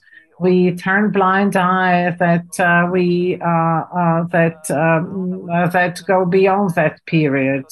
So we can't look at or analyze the meddling of the interference of the church, for example, in election campaigning only during that period. That is why I believe that instead of looking into a small chunk of funds, we should look at that in their integrity.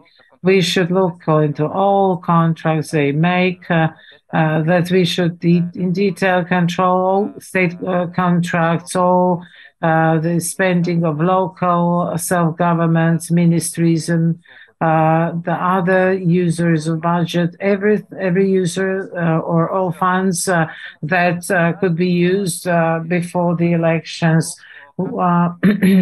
So how do we implement this law?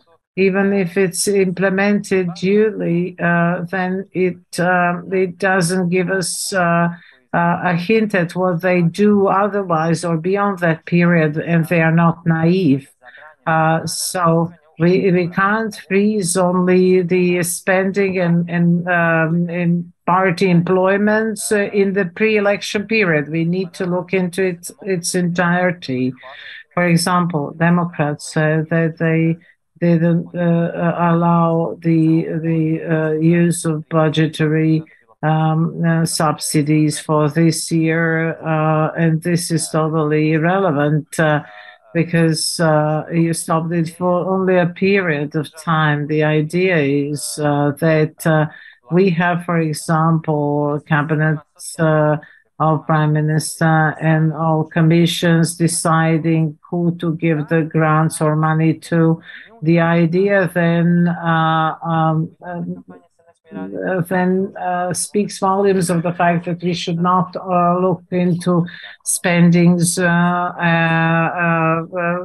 this very short period. I don't know if I was clear enough about this. So let's hear from Dejan. What else? Let us hear Dan and Mans, what the analysis of Mans has shown. Good afternoon.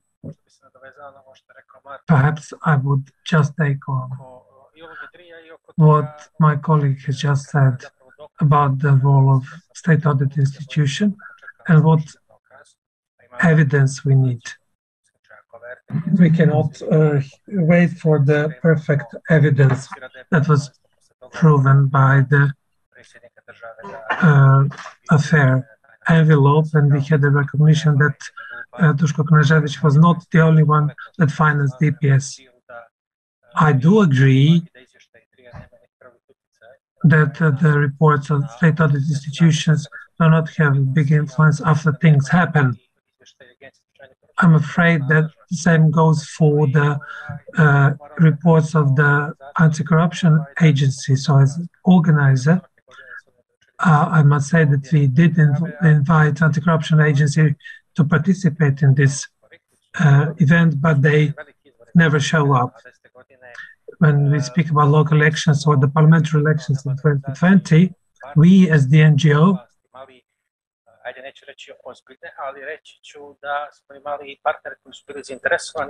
had the partners in political parties to terminate these practices because the current ruling parties were very supportive until the elections, local elections in Podgorica. We have analyzed them when it comes to them financing the political campaigns and so on. But they have assumed the old mechanisms. There was no political will to amend the law. We could see in the panel that no matter how much they declaratively claim that they support some activities, they can hardly change anything before the next extraordinary elections or presidential elections. And they cannot even elect the members of the Constitutional Court. On the other hand, the institutions that are directly in charge of control act worse than ever before. The political majority in the parliament did not want to do some serious cuts to amend the law on the prevention of corruption, to define the law on the work of the anti-corruption agency. For the third time, they have got a negative opinion of the state audit institution. Our experience this year is that we have not only a passive relation of the anti-corruption agency, they actually proactively obstruct the implementation of the law. Not just them, but all those who want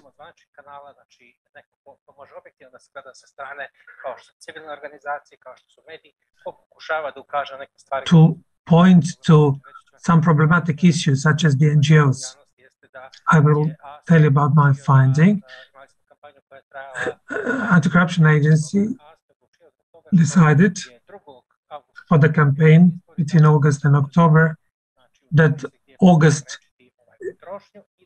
should not be the August that should be monitored in terms of donations.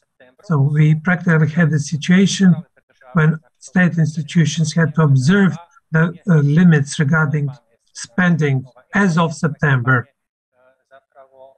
And in the previous period, they did something which was not under control. Institutions, even before the elections, had the instruction that they would not have to observe the limitations in August. I think Marko Milica mentioned the budget reserves.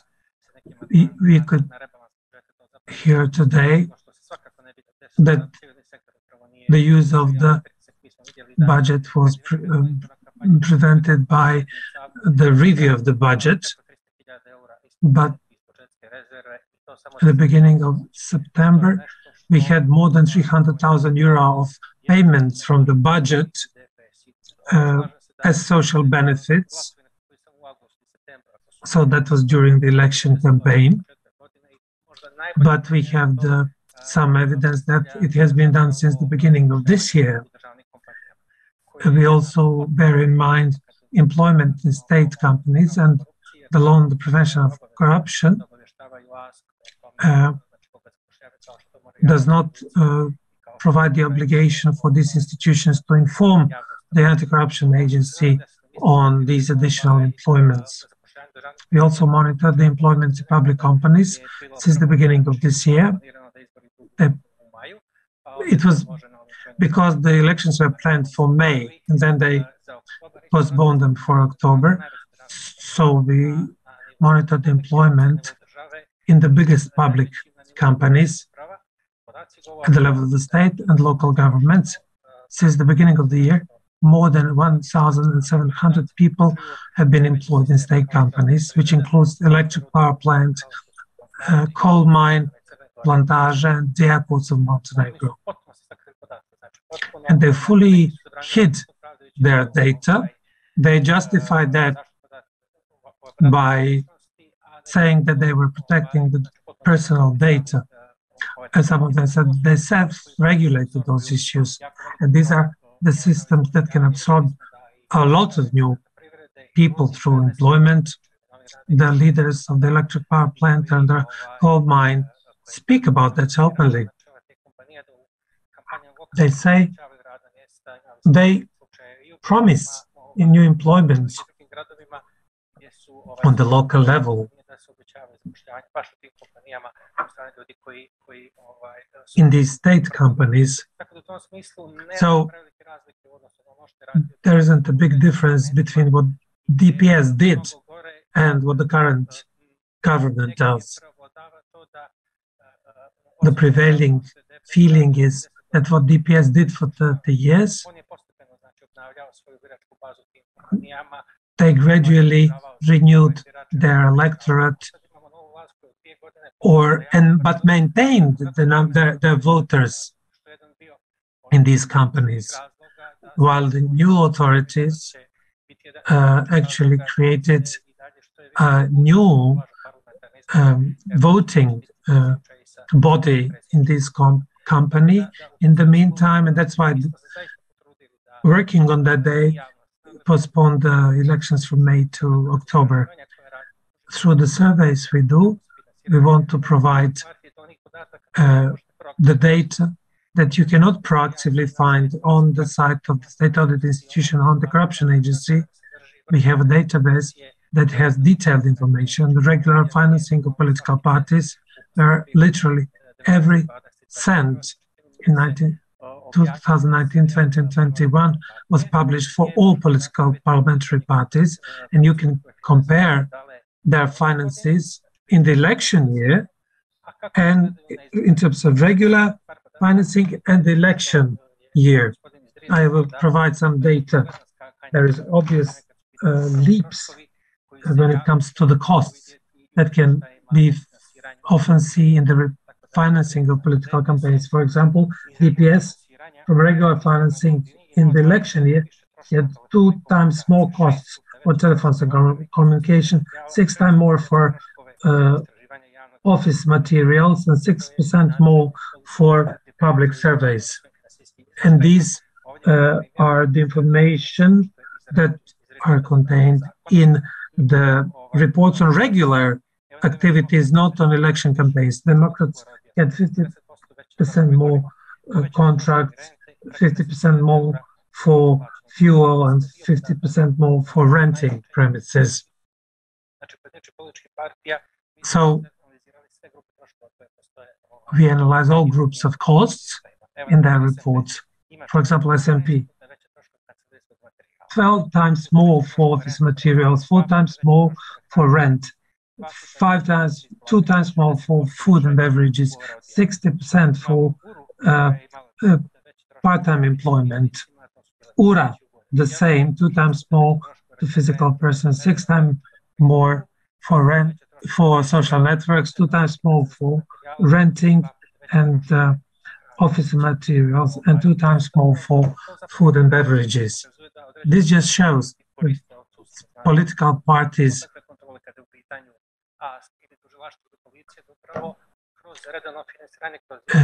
fund some of their electoral activities to regular financing. And in such a way, they have certain advantage over other parties. So the limit that is defined by the law does not mean when you calculate these costs into the regular financial reports. The small percentage that they control refers to the benefit, the FMPPs that are not significant. The agency controlled only 1% of all these costs, according to our data. So obviously there is a need to amend the law, but also to bring the institution to the level where we don't have accomplices to political parties that violate the law, that they will have analysis and also sanctions for the political parties who violate the legislation. How do you comment the existing laws and regulations? Where is there the room for improvement? Is the problem with the laws or their implementation? It is true that this law should be amended, but let's not attach too much attention to that. What is much more important is implementation. We still have prohibitions and limitations in the law on financing of political parties and election campaigns. It is, for example, prohibited to have finances from foreign states or campaigns conducted from foreign states, or to get money from criminal activities. It is prohibited that those who have contracts with the law, with the state, contracts on public procurement or some public works, that those who haven't paid salaries for 3 months cannot fund political activities. That is not observed. We think that we can resolve the problem with the change of the law, amendments to the law. Let's, of course, amend the law, change the law, but let's do everything to implement the existing laws. Last year, we introduced the Institute of Financing of Women Organizations in order to encourage more women to participate in the political life. What have we got? The first year, no party provided a special report for funding women organizations. They said that the Ministry of Finance did not provide a template, but that's not a justification. We recommended the Ministry of Finance to do the template. This year, now we controlled the spending of funds of women organizations.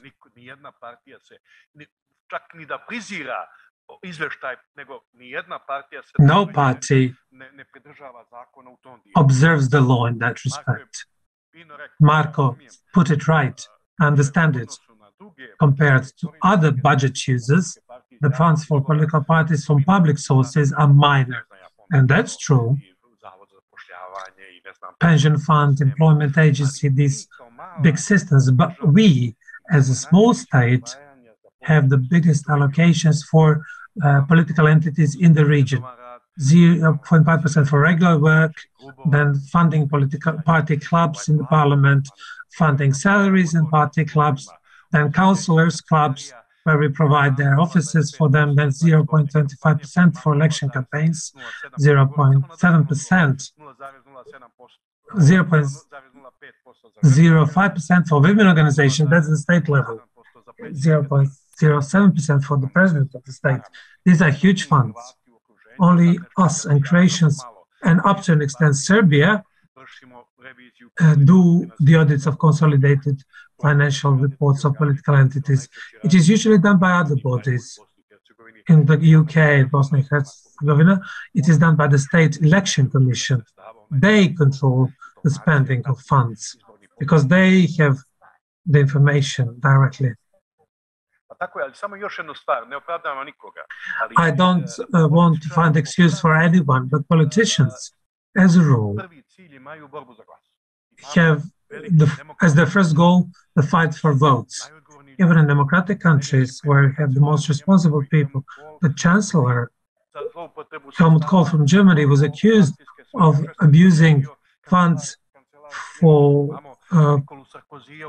their party purposes, or Sarkozy in France was sentenced for abusing the funds from donations. But they are democratic countries and they have the power to deal with these phenomena and these individuals. I'm afraid we don't have such strength to deal with that.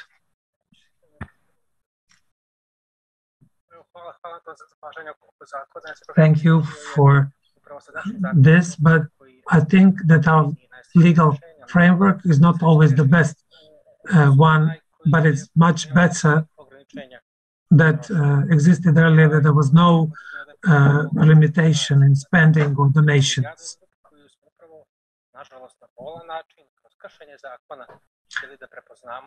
We have recognized at that time when we adopted the new law what were the problems, and we incorporated these problems in the law, or the provisions to fight these problems.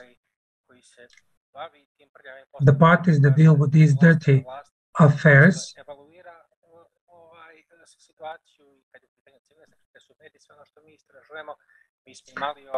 show that in every election process we think what is the new thing that they have come up with to violate the law, and after we discovered that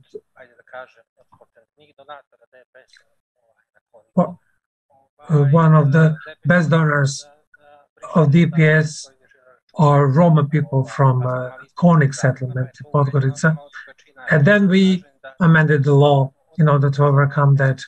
So I don't reject the amendments to the law as something that is not crucial in order to improve the practice, although I fully agree for these laws and for all other laws that the implementation is crucial. And unfortunately, the institutions in charge of the implementation are not held accountable for not implementing it. Everybody may be tempted to do something contrary to the law, but people still don't do it because it's unlawful. I'll say something briefly on the same topic. I agree with everything that Marko said. I just want to remind you that not everybody is aware that this law, when it was adopted in this form in 2014, it was adopted with the full understanding that part of the system was not functioning well. The role was allocated to the state audit institution, hoping that the agency that was planned at the time, anti-corruption agency, that started functioning in 2016, at one point would develop its capacities and that it would be able to control the funding of political parties, and that the state audit institution wouldn't have to do it. Unfortunately, in 2022, it has still not happened.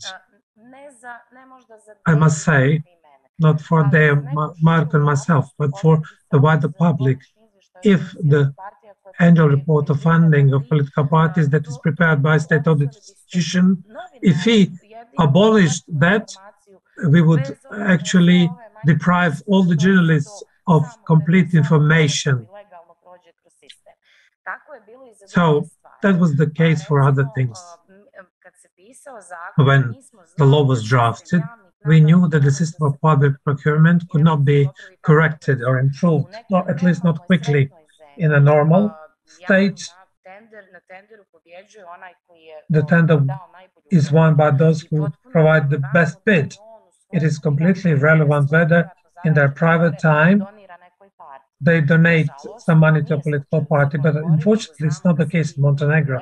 We know in Montenegro that these are privileged persons, and that this law served as a patch for something that could not be resolved at one point. Also some other issues. This anti-corruption agency, they should deal with the prevention of corruption. They're not focused only on financing political parties. For months, people have spoken about mass employment, the biggest companies in Montenegro. We have all similar experience. We cannot get information from a lot of these companies. The anti-corruption agency, what have they done?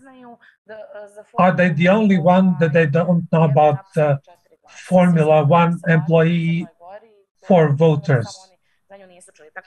Obviously, they're the only ones that haven't heard about this. The problem is systemic. The law introduced a lot of prohibitions that cannot be implemented because there are also some holes in some other areas waiting for something to resolve. Things would be giving up. So we need to preempt before they think of the new ways of abuses. Thanks. To clarify, I just wanted to provoke discussion. Of course, I'm not in favor of having the state audit institution totally ruled out, but that they do stay on board in the same manner like they do with other budget users. Because the legal spending by political parties at the central level, I'm sure it will be 8 million. We have the budget of 3 billion euros. Ministry of Science, the smallest ministry in the government, has the budget of 8 million euros, and it will hopefully sometime be audited, but you know, even may not be in the 4-year time. And EPCG, 350 million euro budget, and lots of options to abuse funds, to give someone grants, to write off someone's debt, etc., etc. So. And for the public enterprise coal mine in Plevna, they also, that I mentioned before, have never been audited. So, and just imagine a state audit institution would do the audit of Action for Tivat, a tiny party, and when they do the audit, then the state audit institution would waste time to do that. We still don't know the number of the number of people working in the state enterprises. We don't know how big is our state administration, how big are local administrations, and so imagine that. So they don't care about this law, and it won't stop corruption in this sense at all. So what I wanted to say, political parties should be audited by state audit institution, but not as they were until now. They, in my opinion, get reports all sorts, and then we, judging by their reports, could say that DPS is a neat party with neat accounts, and they have a seal of approval. They are doing fine, and that they were not involved in corruption. Whereas we know what happened, we know what was done with misuse of state. The level of state and how they have abused the recruitment process, the use of official cars, and all kinds of sorts of things that the audit report could show the true. What I'm for is to have transparency all around the year. That the ministry cannot allow itself to not reply to my request to get to take a look into their contracts, and this can't happen. This is inadmissible, and instead just stop freezing their such activities in run up to elections. Yeah, I think that the presentation is, the situation is more dismal now than it used to be. I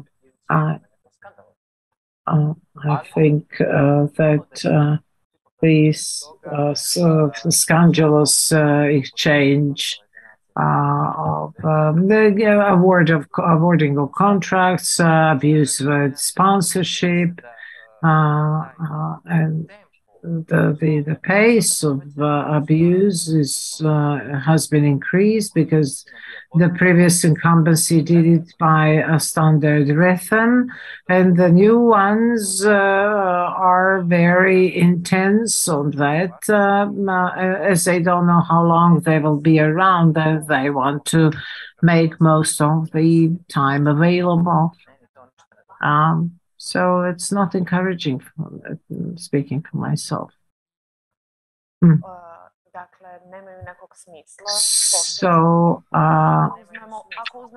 So, given that everything ends like that, prosecutor doesn't react, anti-corruption agency doesn't, and then all these criticisms are just futile. Have you seen the reports? The abuse taking place there.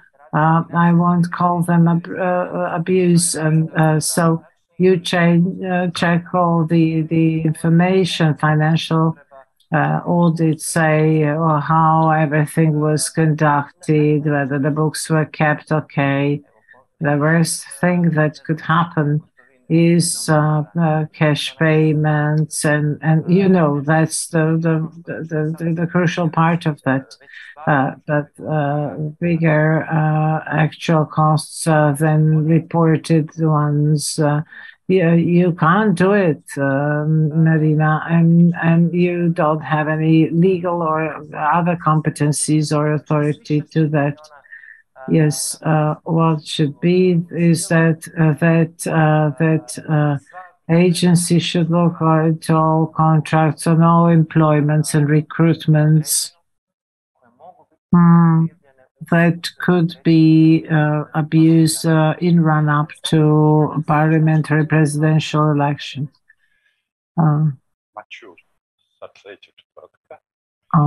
Next Thursday, our Senate is going to adopt a plan for the next year in our acts. We will, yes, it will be confidential information so as not to be leaked to those entities that will be audited, so that we could, in a way, take them by surprise and not to tip it off to them. The audited some part of energy sector will be under the audit. I won't say which part, but a part of it will be audited. Let me tell you, last or this year, we found a Ministry of Justice, that should set example to those who are observing the law, and you remember that that we got to the Supreme Court the negative report, the prosecutor service negative report, Ministry of Justice yes also got negative report. We indicated that they used contracts, termed contracts inordinately, and these could be abused a lot. And we even gave a report to the prosecutor, and they replied that they could not prosecute this case because there are no elements of criminal offense in that, so it can't be qualified as such. They funded a program in an unlawful way. However, the prosecutor dismissed it and said that there is that he cannot qualify it as a criminal offense. Then there is that if we want to support independent institutions, we should tell them what they are doing badly and not to then make it problematic with the fact that I came from one party or the other. Yeah, you know, there is a guy who was an MP, an active politician, and then became an auditor. I signed reports myself, hundreds of them. And if they want to pass blame on me, it shouldn't be that I was a member of the party, but they should indicate which reports that I did and signed were biased or wrong. So there was an entity that we got and presented lots of negative opinions about, and the head of the former minister of that ministry that we gave a negative audit to, instead of refuting our criticisms and analyses and indicate to where we did wrong, he didn't speak of that, even though he had some arguments, could have some arguments if possible. But he said that I was from BPS and that he was wrong for not having replaced us when he was in power. And now we have Sigma helping us with developing the new strategic plan. And it said that the state audit institution has its reputation here for being objective and unbiased towards everyone and for its transparency. Would you be happier to have a bigger scope of competence? No. Yes, we have the law on state audit institution that is prescribing our competencies, but we also have to be guided by international accounting standards, because other professional accounting international associations would exclude us, write us off. Yeah. I'm sure, Mr. Kovacic, that you are not dismissed for your party membership, but they do dismiss Mr. Jelic, who we know. for what for his misdeeds, even though Marco said that nobody cares about the recommendations. I'm sure that lots of parties that are auditors do not trust your reports because some of the auditors was involved directly into the affair of purchase of votes for the famous rule of one employment for 4 votes. So as for the report of state audit institution, it's the fact that what is important is to have as good access to information as possible, that parties and state audit institutions should follow the norms and rules of the free access to information. So we have indicated to some very concrete cases, and this is what led to changes. We indicated to some of the cases which bore the element of highest abuse of powers. I know that, contracts for services are just a small part. And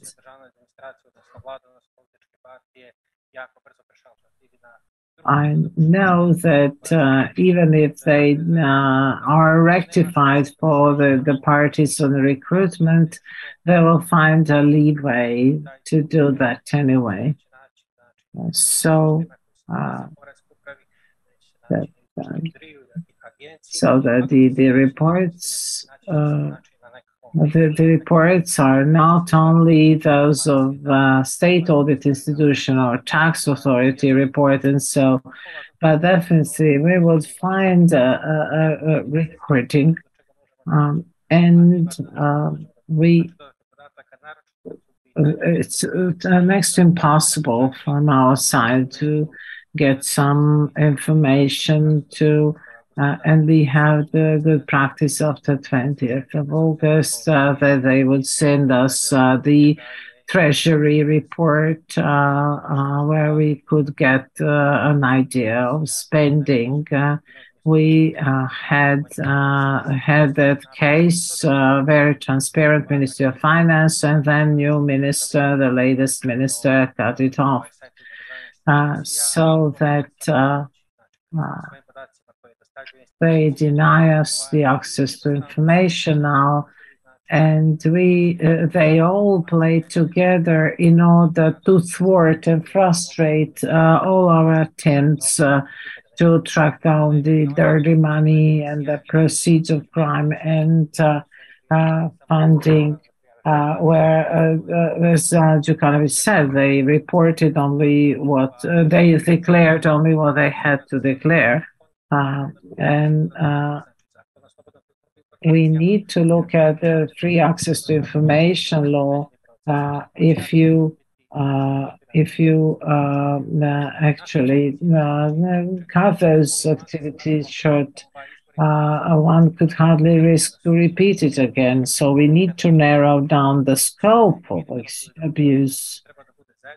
What needs to be our common task of all of us. So we need to enable that everyone has access to all information, and that is how we could facilitate the process of getting information and getting information right. And for the end, a question for all of you panelists. Next year we have presidential elections, most probably the extraordinary parliamentary elections. So it'll happen very soon. What will happen about that? What is it that we get if we get into the electoral race with these loopholes? I support the fact that the law needs to be amended. I fear that all the amendments will just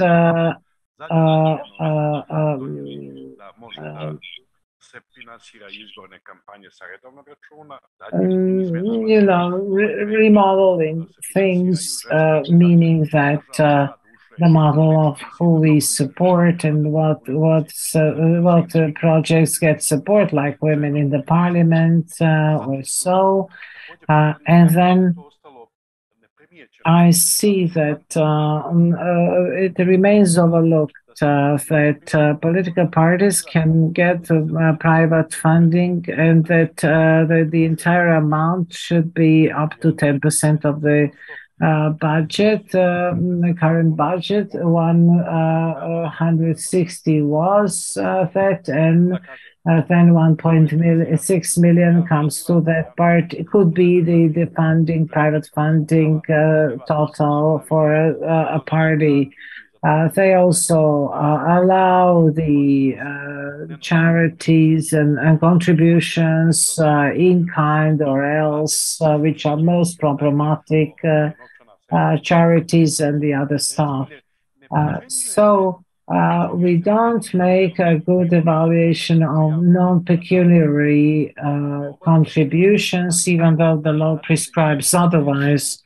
However, going back to the report on judiciary in 2019, the report was negative, and they have made payments by the rules of article that was declared unconstitutional by Constitutional Court.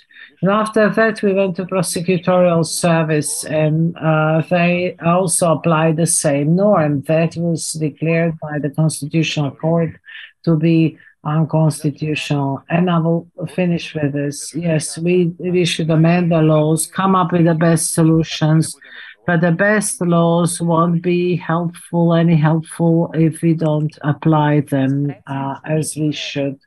As for presidential elections, these presidential elections and are coming and are imminent, and presidential elections are to be called at latest on 20th January and to be held until 16th of April. The parliament will finish its regular work, and we can't have new legislation in place in the election year, and so that election reform that was allegedly top priority has never got it that importance. And we had two prime ministers after 2020 victory, and it was so upstaged. We don't know what's the prospect for parliamentary elections. However, I have to say that this situation,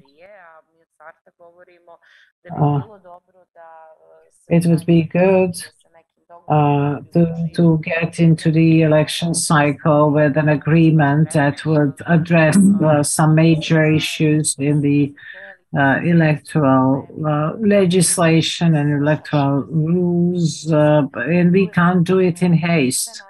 We have to summon knowledge, or knowledge we could master. Big omissions could be corrected, but what it takes is a long-running work that's dedicated to this important part. As for political presidential elections, I want to say we have the already registered parties coming up with candidates, and as for those parties, they could be controlled according to the role of the an application of the law, as said by my previous speakers, they will have the law prescribes the full control even beyond the election process. And as for presidential elections, we would have some new people running, and we would have people running campaigns with dodgy money. This is what happened in 2018. These people became mainstream, and I don't see the minimum that could be handled, and the candidacies are to be confirmed 20 days ahead of the elections. And we agreed that it is not worthwhile to do anything in last couple of months ahead of elections. Mr. Gavrilović, if you are with us, what's your comment for the end? Were you listening to us? Yes, I've been listening all the time. Basically, when speaking about my topic, it's necessary to see whether the Montenegrin law on electronic media or the institution on the electronic media can make some kind of a request referring to the Convention on Cross-Border TV and establish monitoring with the competent electronic body in Serbia that has been on strike as of yesterday because the opposition parties and the civil society and media exert pressure on them, and they don't have adequate autonomy. Civil society organizations should also help, because unfortunately our institutions do not have adequate integrity to act in accordance with their competences. What I want to open up again, and which is much more related to the integrity of the election process directly, not just the media part. Because if you don't watch the media, monitor the media and the money in the election process, I don't think you can do much regarding integrity. One topic.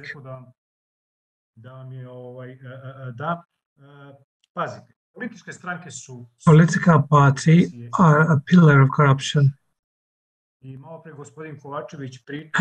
Mr. Kovačević earlier spoke about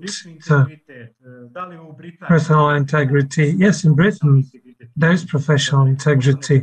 If somebody becomes an MP, he has his professional integrity. When they become president of the state of the institution, they also have their professional integrity. And this professional integrity is something that preserves the institution and the MP as a public official or a president of a state-owned institution to do in accordance with the rules of the profession. Rules of the profession are the rules of profession. Politics is something different. I think it's very important that in addition to financial audit, we start discussion on the integrity of political parties. In some countries, such as the Netherlands, political parties have their integrity plans. We have tried to do that in Serbia, but that has stopped. The fact is that political parties, if they want to get public money, they need to have a system of integrity, internal integrity plan that has different dimensions on how people become members, how the party is funded, how they're promoted, do they have whistleblowers. We don't have to reinvent the wheel here. Just as this convention which was not visible, but is becoming visible now, that's the key. If the parties do not represent the interest of the social groups, and that based on the votes they get, they enter the parliament, and that they continue to be companies for employment or protection against impunity or starting their own businesses, we will have latent functionality of the parties. I agree that sometimes it's better to implement the bad law rather than search for the laws that cannot be implemented. But if you don't resolve the functionality of the parties, what is their purpose? What's their goal? We have done surveys here. Something similar was done in Montenegro, I think. Unless the parties are brought to their functionality, no laws will resolve anything. You will always have the water that goes through the sand. And every solution will be somehow neglected. That's all from me.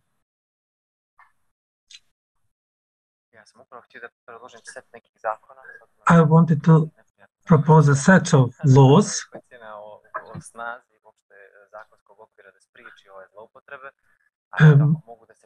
maybe after these opinions that the laws cannot always resolve abuses, but we have to start from something. We have to patch up things, and when the new holes appear, we'll have to patch them up as well. As for the elections for the next year, nothing can be done. Everything has been done. People have been employed. They sit in public companies or are not even there, but they get their salaries.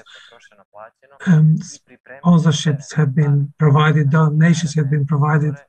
But for the next elections, I don't think we can wait for the elections without the amended law on the budget and fiscal responsibility, which will prohibit the abuse of current budget reserves. For these purposes, we need to have the law on companies with the majority state ownership. They now work as the private sector. We mustn't wait for the elections without amendments to the labor law, which would in detail define the process of employment and labor relations. 10,000 people who work in public companies, for 20,000 people who work in public administration are employed based on this labor law. And you can easily employ anyone the way you want under non-transparent conditions. So I would prepare the field to resolve the issues of labor, budget spending, the work of state companies be somehow settled, and then see how the parties will find new ways. And then we can do the new legal framework.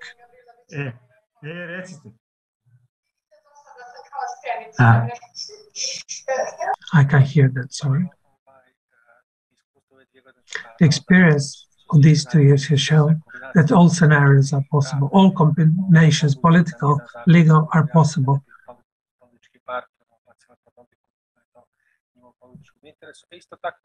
Political parties can easily neglect laws if it's in their interest, but if it's in their interest, they can also change some things. A law that would additionally arrange this area and limit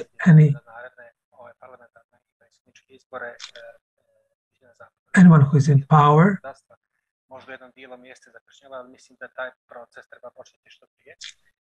implies that the process starts as soon as possible, no matter whether the job will be done before the next elections or not. But despite any law, what has to be settled is the anti-corruption agency and their work. Without the changes of the work of that institutions and the people who work in the institution dealing with their integrity, we can come to the situation where we have the best possible legal solution, and the agency that does not observe that law. Thanks for being with us. We'll continue speaking about it.